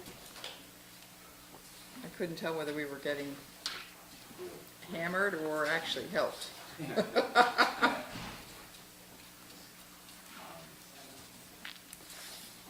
If you want to hold it, then we can go, I can get all that. I think that's a very good question to have an answer to, so let's hold it. Okay, what number is that? That would be the, No, that's recreation. Recreation fees. 226, right? No, no. Yeah, that's it. yes, Okay, so- 226. Yeah, then after we're gonna pull 226. And we'll hold that for next time? Yeah. Anyone else? I don't entertain a motion. To move 15-220 to 15-225, then 15-227 to 15-237. Motion? I'll move. Moved by Mr. Youngblood, second by Mr. Second. DeLeo. Roll call, please. Mr. Birnbaum? Yes. Mr. Delia? Yes. Mr. DePorter? Yes. Mr. Smith? Yes. Mrs. Wade? Yes. Mr. Yes. Okay. Items of business, 6C, Cusher Fairmont Steps. So this is a proposal for engineering and basic design for, to rebuild the steps and walls in Cursor Park on Claremont Road, the steps that have been in disrepair for many years. As you know, many of our neighbors that live up there want these steps repaired. They use them, the children use them, they use them to get down to downtown and also to the train station if they take the train. And to school. And school. So I would propose we move forward with this and get properly designed steps and wall so it can last us another 100 years. This doesn't include the construction end of it. This is just engineering and design for this step, including the land topographical and land survey associated with it. I mean, do you have any idea where this is going to end up? I mean, this is $9,200 or whatever it is dollars just to get an architectural and Actually, engineering, excuse me, design. But, you know, I feel like to a certain extent, it's sort of a, Well, I think. I know it would cost money to take the steps out. Well, the initial local mason just wanted to do minor repairs on it, and that was under the bid threshold, which is what, 35,000? And 36, which was not adequate, so it's going to be above the 36. Actually, I think they were very, very substantial repairs, but since the time has elapsed and there's more freezing and thawing through more years, it's gotten worse. Yeah. So it pushed us beyond what would have been a good fix. And this winter will do the same, most likely, make it worse yet. Yeah, so And it's spreading to other parts, so. this will be our first step in the process, is to get the engineering done. Engineering completed. Yeah. So it's done right. I mean, we want it done right so it lasts. Yeah. We could have had a quick fix, but that doesn't mean it'll last, you know, so this is a. We've already spent money on quick fixes. Yeah. Well, we haven't spent really any money on that in 12 years, I guess, whatever it is. Yeah. It's just been, you know, going downhill. I think it's mean, been more than that, isn't it? Yeah, it's I thought been there were more some than I'm fixes. sorry, I didn't know. Yeah, there've been some patch repairs. Yeah, there've been- They never held up. Yeah, you know. yeah, yeah. If we get And it, it's we steep gotta do it right, slopes, you know. it takes care of part of the bank there and everything else. Yeah. Yeah, it is a steep slope, you're right. All right, so everybody's in favor? Ant, you prepare something? I'm sorry, You need to just, We're, I'll just, Apple. you're in favor, yeah, well, That's fine. everybody's in you favor? want, Yes. you want to do a vote Move or? forward with engineering, all in favor? Aye. Aye. Opposed? Abstained? The ayes have it. Abstain. Abstained. One abstention. Wait, abstain. Oh, come on, vote no. Okay, OLPH. No. Gotta give Dave 2016 something to write in 5K run, the it's paper. something we do every year. Is everybody in favor? It's fine, With your Lady of Perpetual Help 5K? Yes. as long as they've checked the route Okay, with the chief, yes, the which we chief. do. Right, and there were no problems last year. And I know they said they were happy with it, but just no feedback. All right, anybody running it this year? Bill? Actually, You they wanna don't- run? No, Don't not be, running. don't be funny. As long as an ambulance is behind me. I'm gonna miss that one. Okay, so we're all in favor of 6D, right? All right. Yes. Any opposed? Abstained? None, okay. 6E, parking decal fees and regulations. Yeah, I'd like to suggest that we go to $300 a year with the half price at mid-year point, as we have in the past. Far Hills is, they do it in 2 half-year payments, but it's $380 a year, I think, if I did the math right. And their lot is full a lot, very often, and I understand that their enforcement there is rather stringent. So that's, you know, full-time and part-time. The lots around us are pretty close to that, or slightly lower, slightly higher. I don't think that the change to that level would be much of a difference. Also like to suggest that the hourly parking, I don't know, is that in effect for a certain number of hours, or like 7 a.m., 7 p.m.? I'm not sure. I'm not sure about that. Jeff, 12 you hours. had a question with the hourly parking? Is it 12 hours, 7 a.m., 7 p.m.? I think that's the muni meter Or down you can there. do less. You can do less? I think that's at that meter down there, it never works. That's Yeah, the biggest meters, problem is that it needs to be redone. Yeah, and the chief was with us tonight at the budget meeting beforehand, and he Going gave over us some that right papers now. about that, so we definitely have to get it fixed. That's our responsibility? It's not transit. My only concern with raising it to Moneymaker for us. $300 is we're trying to It's a get moneymaker for us. a lot of the local stores, Mhm. businesses. But that's not That's commuter parking. right, but it also applies to the Ammerman lot. No, it doesn't. I mean, no, I would not change that. I'm only saying Oh, for I'm commuter sorry, I parking. thought It's you just were- a train station, right? Only train station, Oh, only Okay, commuter parking. sorry, I misunderstood you. No. Not business owners or people that are out there. The Well, if they questions about- I'm sorry, questions about daily parking spaces? Yeah, Yeah, no person shall park in a daily parking space for more than 12 consecutive hours, 7 o'clock AM to 7 o'clock PM, Okay. Saturday, Sundays, and holidays. Except Saturday, Sundays, and holidays. right, okay. That'll take care of that. I mean, that's it. I mean, Anyone else have any input? Agree, disagree with the rates? I'm fine with it. we didn't get any more people parking with a lower price, so that means we're I leaving. agree with him. We're leaving $100 on the table for all So these it's permits. just letter A here, Peter, 300 a year.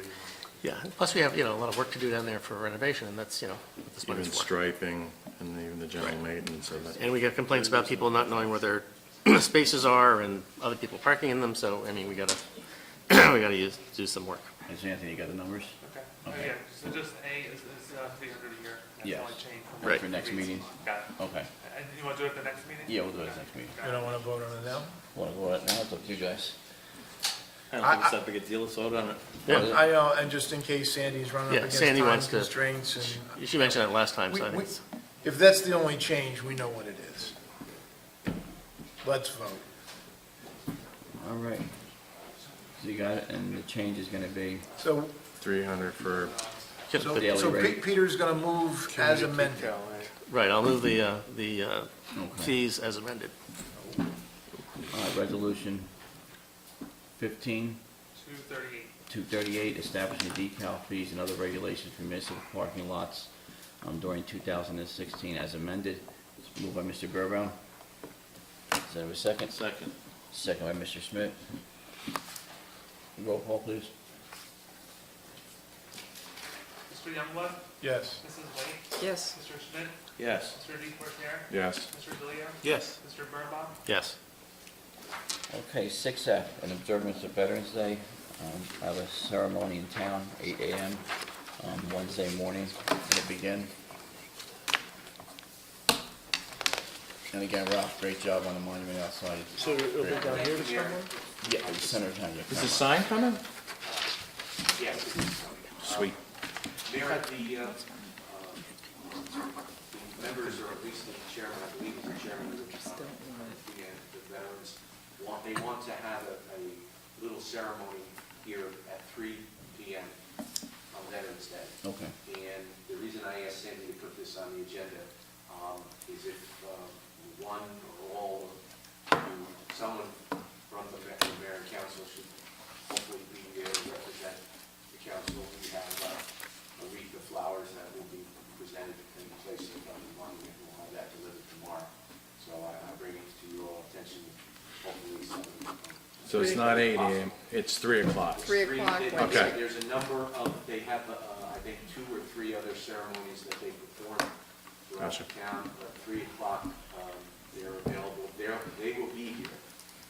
But I just wanted to ask if someone from the council could officiate it.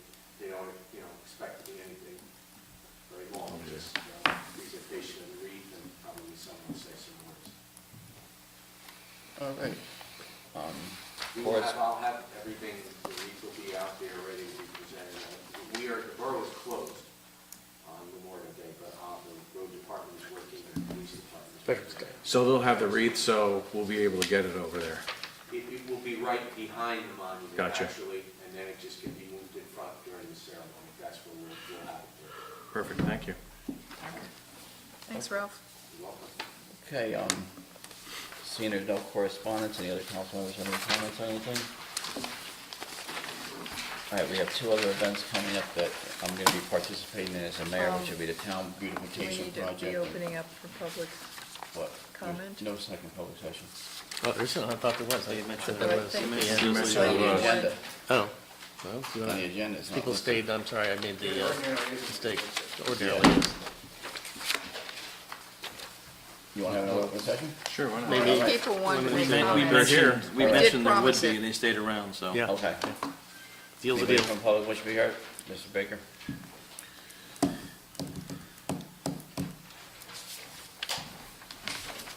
name's Robert Baker, 61 Walcott, Chairman of the Green Team.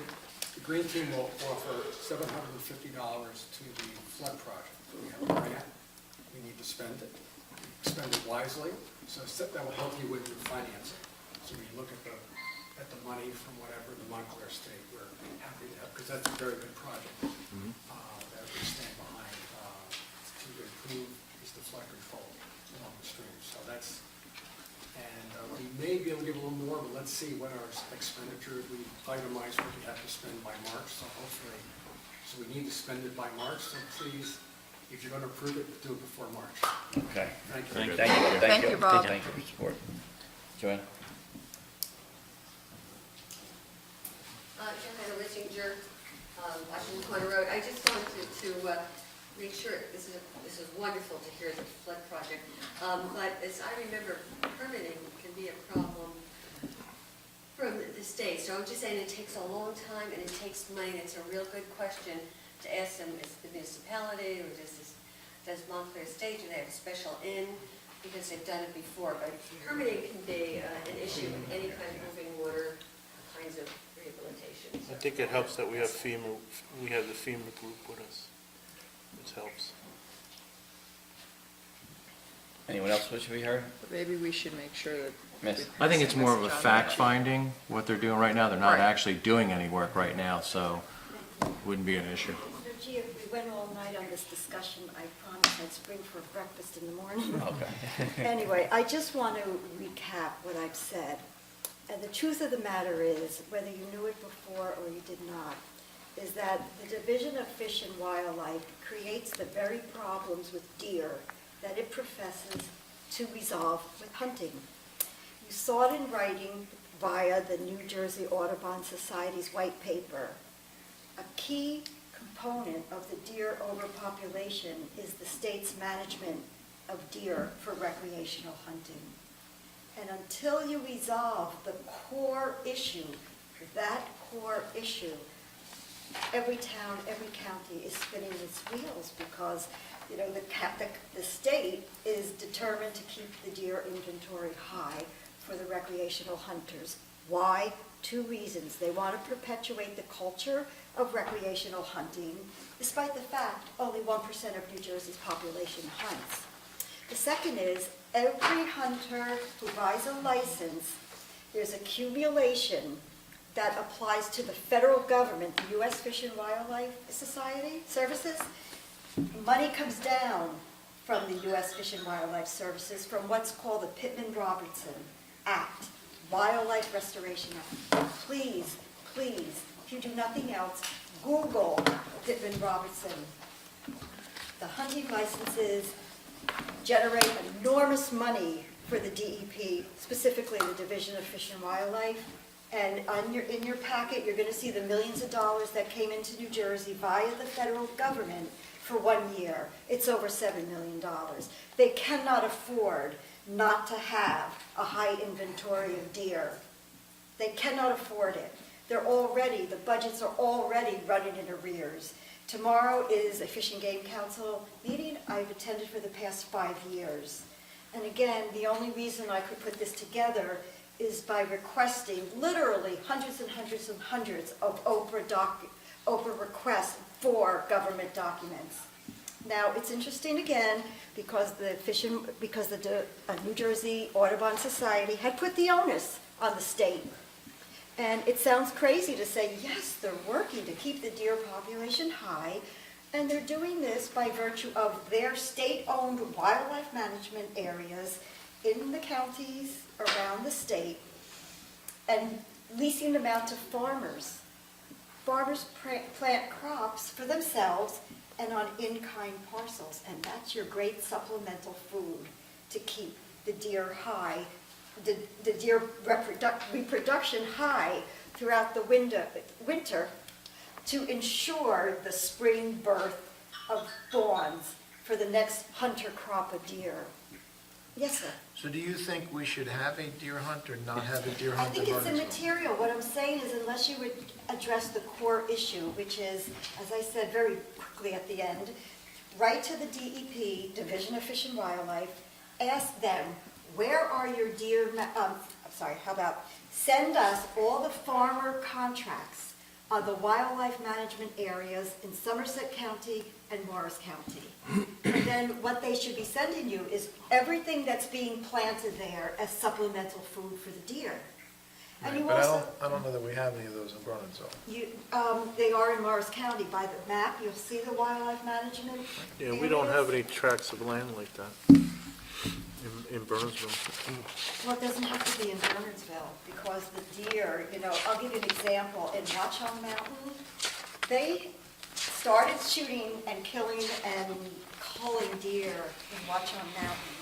And what happened is the deer started fleeing out of the reservation, and now Plainfield has pockets of deer. Scotch Plains has pockets of deer, all because the deer do something called refuge seeking. When there's hunters in the area, they flee, they're running for their lives. So now, I guess it didn't help them putting a deer bridge over 78 for like $20 million either. It's interesting you say that, and I've seen it, and I think it does help in some respect, but we all see deer carcasses. I see them on Route 22, I see them 287, 78, and here's what I also think.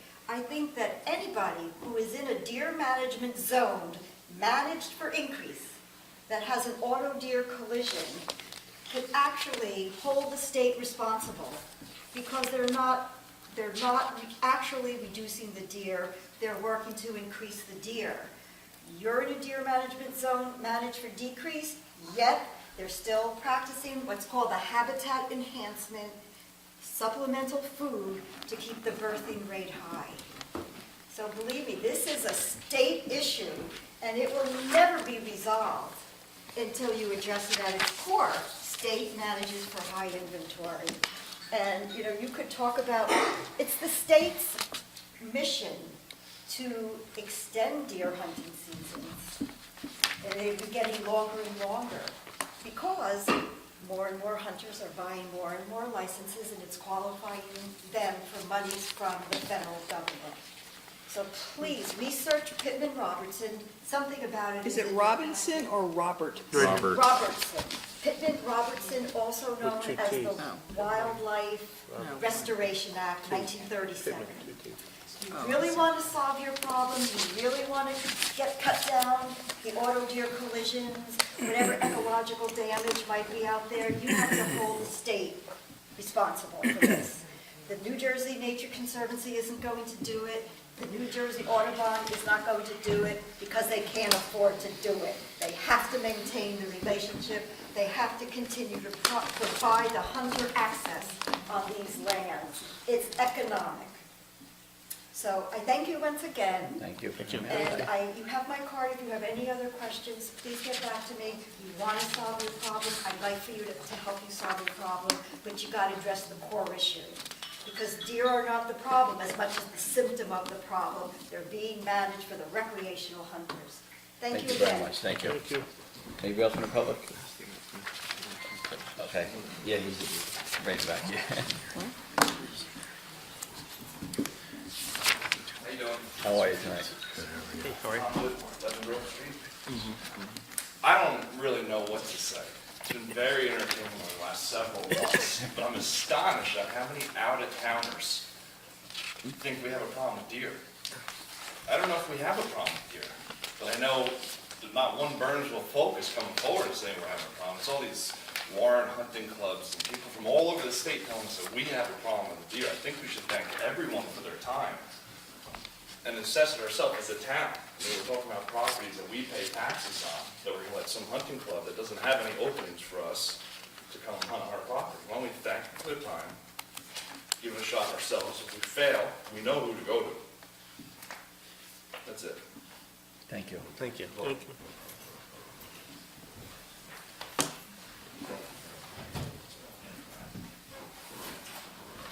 Rose Persina, 16 Chilton Street. You haven't moved? I haven't moved. No. After this, you're still not moving? Some ideas, that's right. Sorry.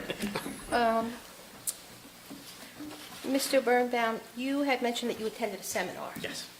And they talked about things happening in the forest. Yeah. Lack of plants that allow other animals to flourish. But Yes. that's a general meeting. I mean, it didn't pertain just to Bernardsville. When you look at Fish and Game, they have this map, and if you call down there, if you're not sure about the tiers, it'll tell you that either our population, again, is decreasing. It's all specific to the town. And we are not a hole in the donut, because Jockey Hollow National Park does not hunt. Bob Masson doesn't feel it necessary at this time. In fact, he said that rejuvenation is taking place, but they're watching it cautiously. But it is taking place, and it's not going to happen overnight. It's not going to happen in 5 years or 10 years. Right. Sandy took down a lot of trees, canopies are gone, they're seeing some rejuvenation. And they did an actual deer count, not from a helicopter, but from the ground with the laser. So he has some real evidence, not just hearsay or implied. I can't discount the young, fine gentleman from the Audubon, which is in Burnsville, that's done a test for the last 15 so years, 16 years. I mean, that's evidence. I mean, I don't take him to be a I liar. understand. I'm not saying I mean, that. But we you do have, to listen it's also. maybe not a double-blind, pharmaceutical test, but he has some data that he's given us. And so has Bob Masson. I mean, he's been there. Well, I haven't seen Bob. Well, if need be, I would ask him to come, because he did an actual test. He didn't Is that plant. this year or last year? When was that? This year. They do it every year, and he has never seen such a low deer count, ever. And he was on the phone with me for about a half an hour, talking about the situation. Ever since the blue tongue disease came out, the population dropped. So he's seeing very few deer. And he said we have to give it a chance and see what happens, but he is seeing some rejuvenation. And like I said, he actually went out. Of the deer or the? The deer. Flora? Oh, fauna? rejuvenation of the flora. And Okay, because if the plants have to be 5 feet high to get above what the deer will eat. Browsing. Right, I don't think they grow 5 feet in a year. well, he's watching it, is what I'm saying. And Yeah, he- so, but what happens is if the deer come back in next year or the year, or Mhm. 3 years from now, they'll probably be able to take those plants back down. Well, that's what he's watching. Well, You we can't. have his study that's been out there fenced in for a long time. It's pretty good. Well, and I also, it's right next door. They butt each other. Yeah, one's in a fenced area, the other one isn't, and they But have. no, both. Jockey Hollow Yeah, is but they right have next to both. it. Yeah, Yeah, so Bob Masson is seeing a rejuvenation. That's what I'm saying. Okay. Okay. Also, according to the Green Team, I think it was back in August when they handed you the information, their, one of the first reports, the hunting group had said that they would start with a few days of hunting, as you mentioned, but they wanted to allow the people of Burnsville to get used to the idea of people hunting on the property, and then with the option to increase the days. So you can't say it's only going to be a few days, because we don't know. That would have to come through us. But if there We don't are know it's no gonna be more deer, days it either. doesn't matter. Exactly. But that's still out there. And we Well, still have to come so- up with, what Right. No harm, no It can't foul. be refuted either way, because we haven't done the hunt yet to Right, determine that. but it's still out there, so it's open-ended, so it's not just a few days And necessarily. it would be managed. It would not be open-ended. It'd be, Okay, but right now it is. That's, Well, I just no, wanted to. there's nothing right now. Yeah, no, I'm just saying the way it's proposed, that's all I'm No, I don't saying. agree that with wasn't- that. that wasn't I don't concrete agree with proposal, that. no. We're holding The this here. proposal right now doesn't contain any language about time, duration, who's hunting. The ordinance only allows us to change the discharge of a fireman. of a firearm.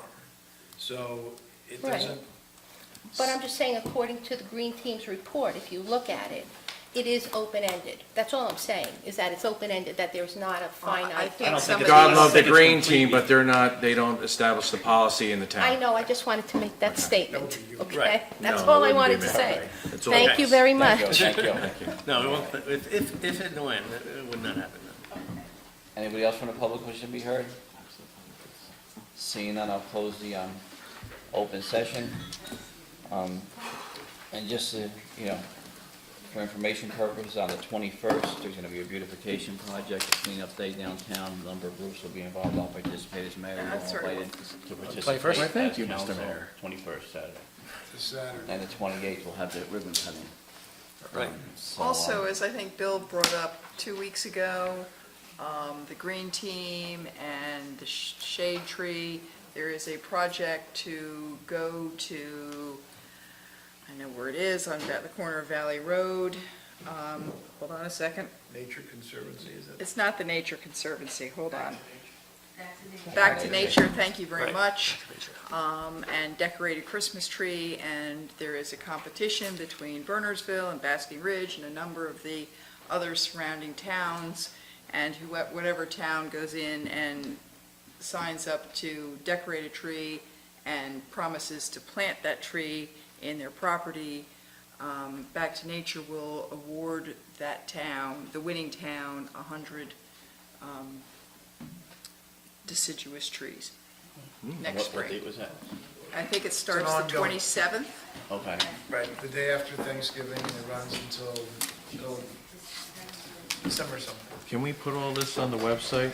Yes. Yep. Anthony, can we get all those dates and everything on the website? Sure, yeah, just I send can me- send, I'll send it to Send me you something and I'll- very shortly. Oh, Thanks, Anthony. Are we coming out of closed session? Jack, will we have anything coming out of closed session? Only if you'd like to take some action on a redevelopment plan. I have nothing else. Okay. We'll have a presentation this evening, and we may come out and have Just curious. action. All right, so go into closed session, discuss personnel matters, and I sent it to you, Anthony. And contract. contract negotiations. Motion to go in closed session? Move. Moved by Mr. Second. Deportaire, second by Mr. Smith. All in favor? Aye. Opposed? Abstained. Thank you, everyone. Thank you. Thanks, Celeste.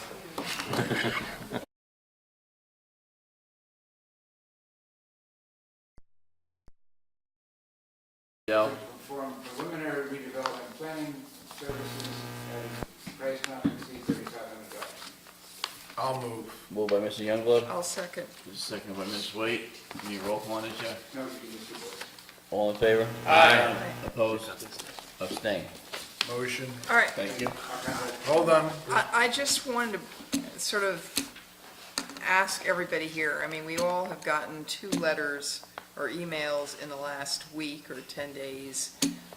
One about parking, I believe it's the woman on the Anderson Street side of. Christine Zamara. Christine Zamara. No, it's Christine There's another one at Zamara, the corner. We went to their the house. woman who's next to OL&P, and whether we, Oh, where the people who are walking across the yard and things like that. Yeah, Her that's- yard's a that's- giant hill. That's Mary That's- Ferrandi. Yeah. And her, we're in, okay, Mike's right. Yeah, you got With the, foresight. I believe that most of her concerns are with the church Yeah. and the school. the school.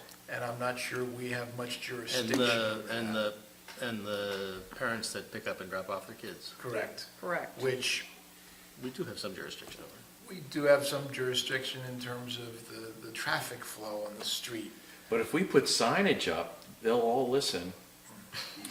To Janet's point, I think I think we have to kick it to Public Works for a plan. What Christine Zamara referenced was the lot between Above Essex. Claremont. Above Claremont. So we need to make a decision on lot, what we're gonna do. Are we gonna make the businesses that are in that area there, are we gonna decal them and charge them to park there? Because that lot needs improvements. I actually was talking to Bill earlier, and maybe we just need to have a couple of us that are willing to just get in there and figure some recommendation Is out that a quickly. municipal lot? It is, it's all municipal. Well, it's not a it's never been formalized as a lot at all. It's just And number one convenient. thing is Jack's gotta talk to Green Acres, and do we have a Right. buffer up there? And we can't build on it, because then it'll be an issue that we're already looking into. And my concern, I drove by and looked at it today. The interesting, since the whole lot is paved, there's a sidewalk on both sides. blacktop. And then it's just blacktop, so It's not all technically. paved. I thought it was, It's uh, broken There's stone. up. The sidewalk, Yeah, there's some but dirt there. in that particular section, there is no sidewalk. So a car pulls in, parks, it's not like they're hanging over the sidewalk because there's not a sidewalk, but if they take up the whole space. The other issue is, those spaces are too short, many of them. Some of them, yeah. To be a legal parking space. For short cars, compact cars. So, you're gonna have to do an angle. Or a side. Or a side. There are ways to make that work, but it's not a simple fix. I think the first But- decision is, are we gonna charge, or is it gonna be a decal? I think we absolutely should. Wait, you I think, don't no, got no, an the first If we decision can. is No. Green Acres. Right. Period. We gotta, yes. Okay, First thing is there are start other there. issues at play. Right. But the second issue is, If we let's fix it can, up because there's a need. If we can, we should fix it up and we should enforce it. We also have people that live above the bookworm and stuff like that I think park there at night. I mean, you go by there at any hour and Yeah, there that's is, all the Yeah. residents. But before we do anything, any kind of rehabilitation or anything else, we really should see if we can do it legally. So can we ask Jack to do that? Thank you. All right. I Thank move- you. All right, meeting adjourned. Thank I'm you. on.